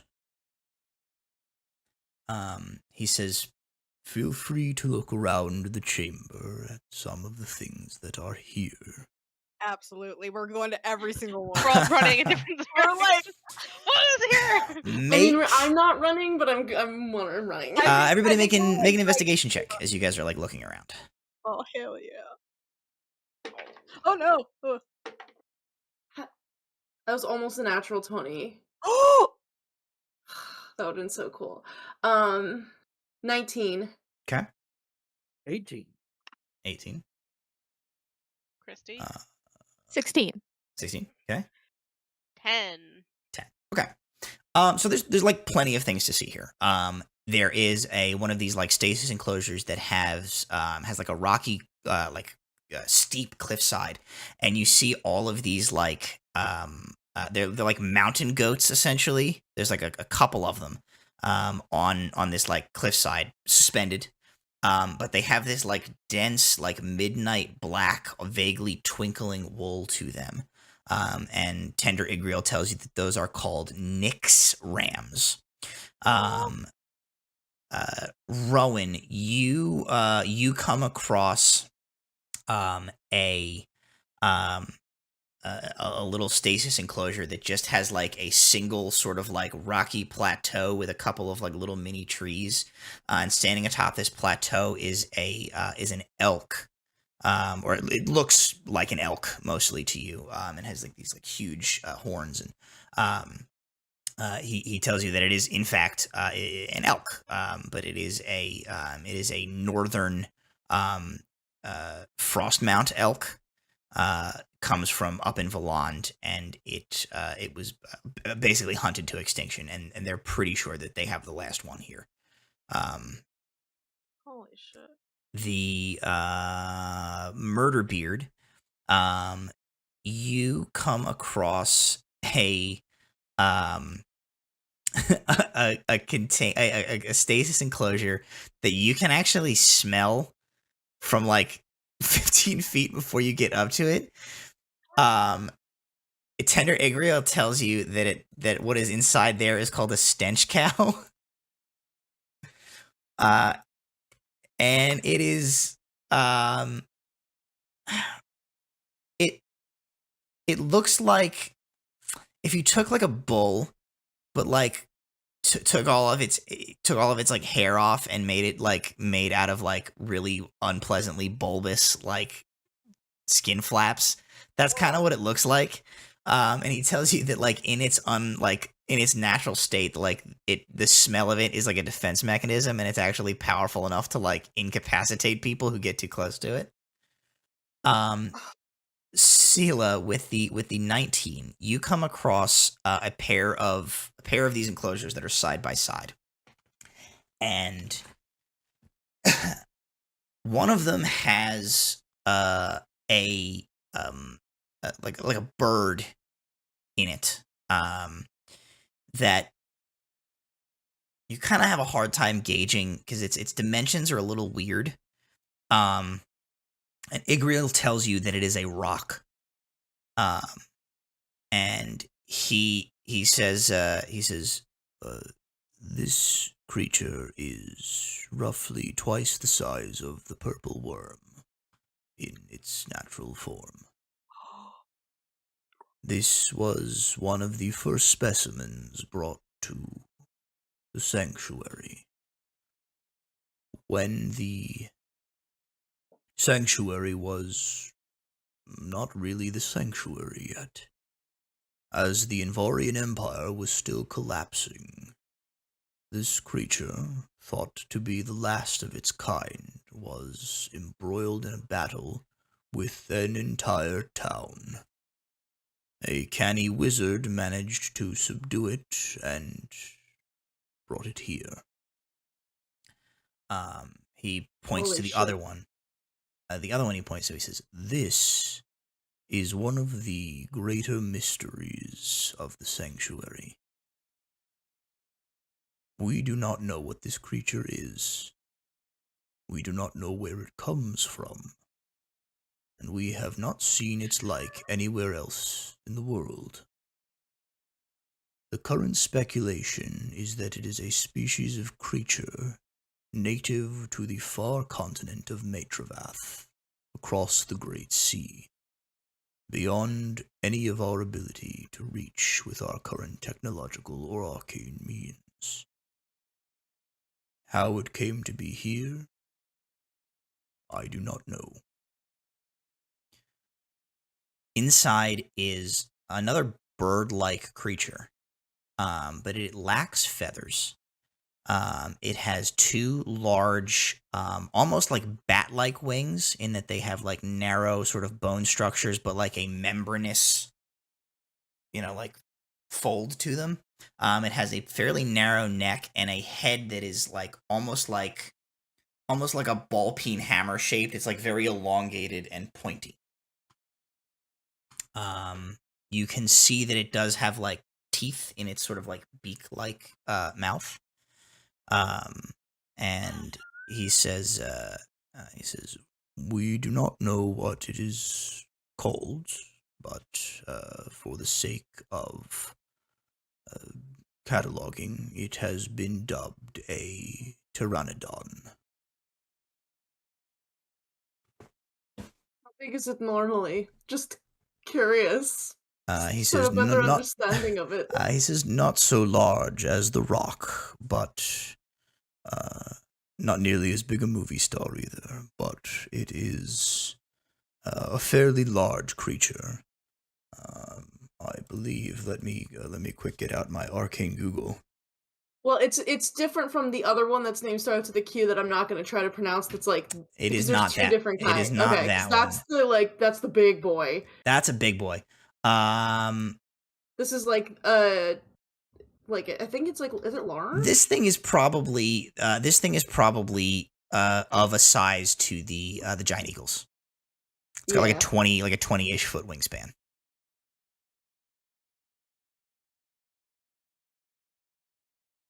Nice. What'd you say? Nice. Oh, okay. Study that shit. Cool. So he he kind of like shows you around this room, and some, not all of them have animals in them. Some of them have like trees or like various plants and things like that.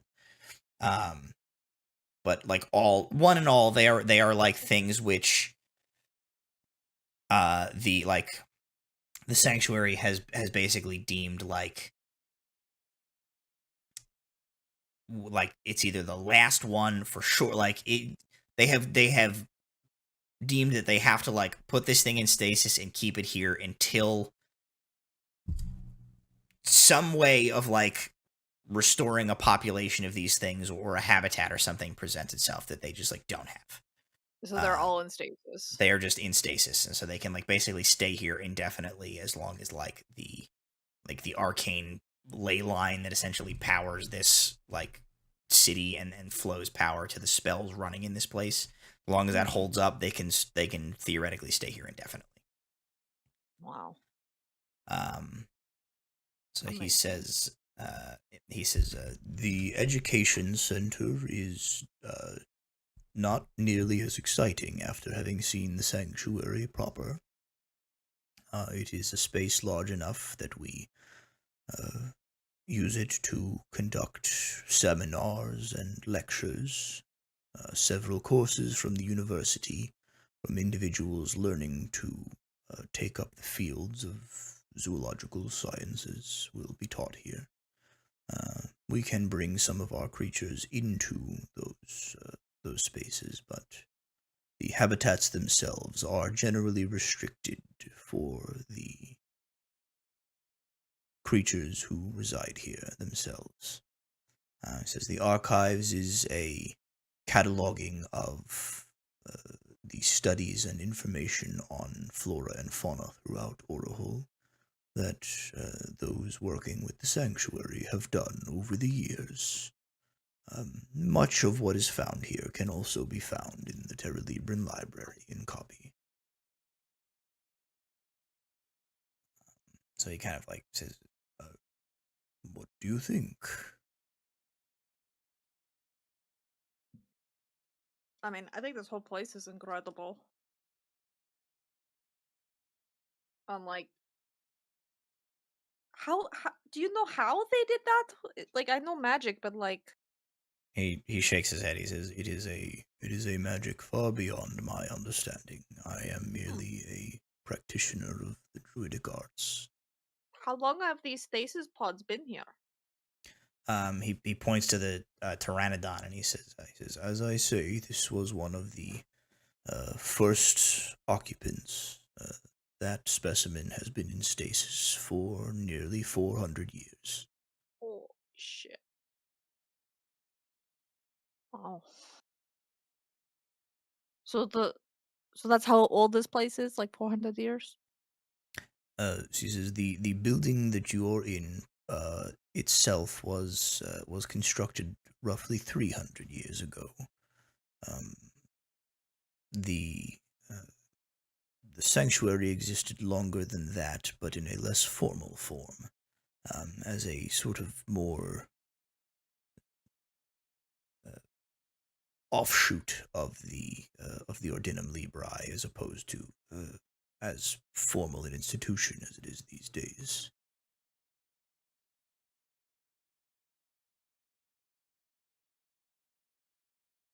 I think I think it breaks my heart that this place has to exist. He kind of nods and he says, "Yes, I can understand that sentiment. It is something I reflect on often. But I remind myself that the alternative is that this place does not exist." I think the alternative is you stop the people who made this place need to exist in the first place. He kind of ponders. He says, "Tall order." I have time. He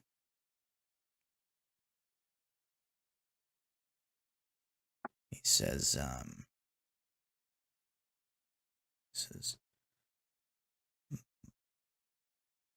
I think that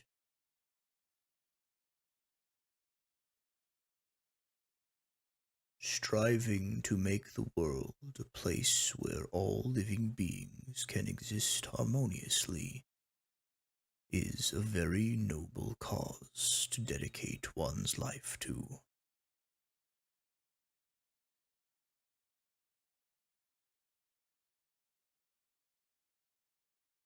It's not about being noble, it's about doing the right thing.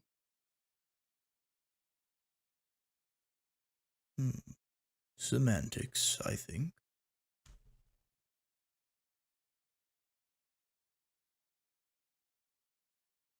With the issues with the Empire starting, I look at Nimue and lands being threatened. Will people from the Ordinum go to areas where there's fighting to see what they can save and preserve, or do people need to bring that here themselves? There's a lot of places that are under attack already or being targeted that I don't know if you have all of it here. There are individuals who are patrons of the sanctuary that spend a great deal of time attempting to catalog and, when necessary, retrieve creatures or plants to bring here. We also contract work through the Ordinum's relic hunting guild. When we learn of a specimen that is in need of collection, we can post a job for one of the Ordinum's relic hunters to retrieve it. He says, but as is the founding history of the Ordinum Librae and the Sanctuary, everything is predicated upon individuals who do not wish to see things that are precious wiped from this planet. He looks at you, Sela, specifically, and he says, you are strong in your connection to this world, I feel. And he looks to you guys and he says, and I know a set of good hearts when I encounter them. I think I should very much like to see a world made in which the sanctuary no longer has to exist. And I would ask that in your journeys, your endeavors to make that world a reality, you remember that until you do succeed, I am here. If you find creatures in need of protection, or in need of a place to live in harmony, I would be honored if you would consider bringing them here.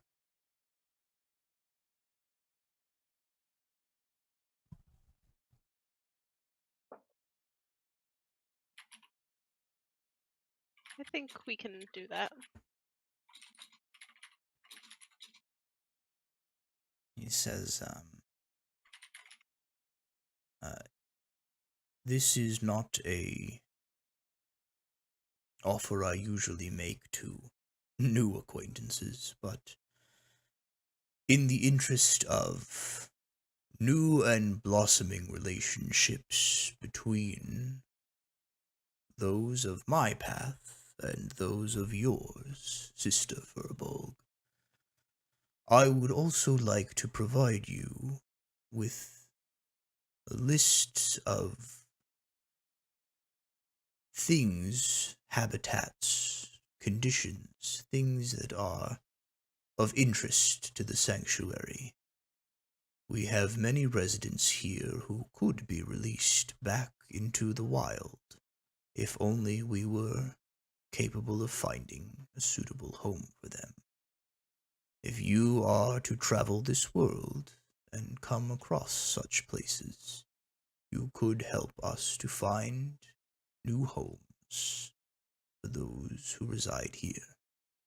We strive to make this place as comfortable and as close to their natural environment as we can for our residents, but it is ultimately no more than a substitute for their true home.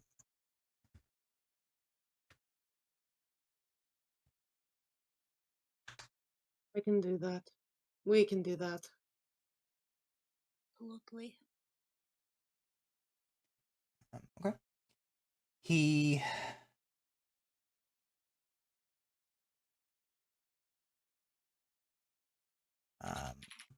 he kind of he nods and he says, "Very well, let us return to the archive and I will give you things to take on your way." He leads you kind of back up the steps, back to the main atrium. He leads you into the archives, which is kind of as you would expect for a sort of a scientific place. It's just a lot of rows and rows and rows of filing systems and sheets of parchment and things like that, records being kept. He provides you with a list of some of the creatures in residence and specific habitat conditions that they are seeking out, and qualifiers that would need to be met to be for a location to be considered a suitable rehoming location for some of these creatures.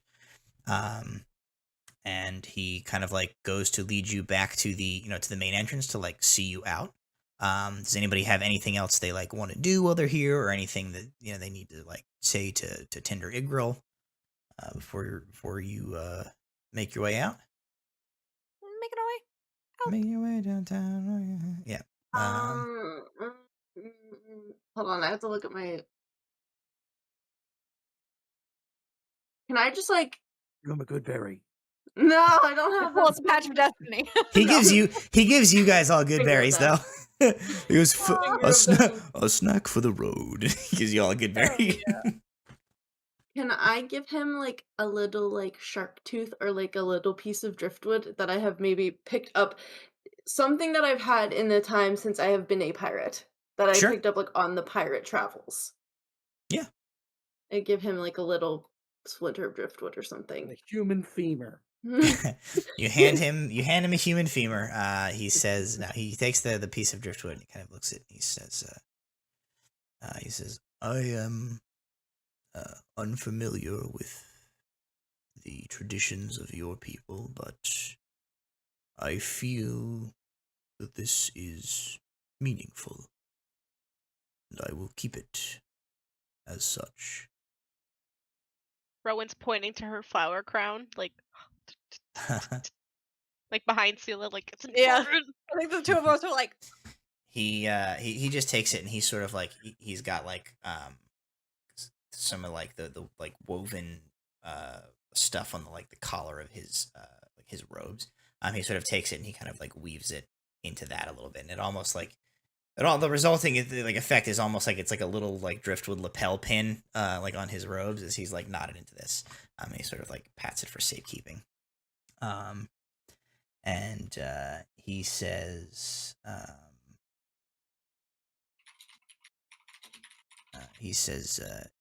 if your travels bring you to the forest of Oss and the Druantians there, tell them that you are friends of mine, and they will offer you their hospitality. Thank you for your time. Thanks for showing us around.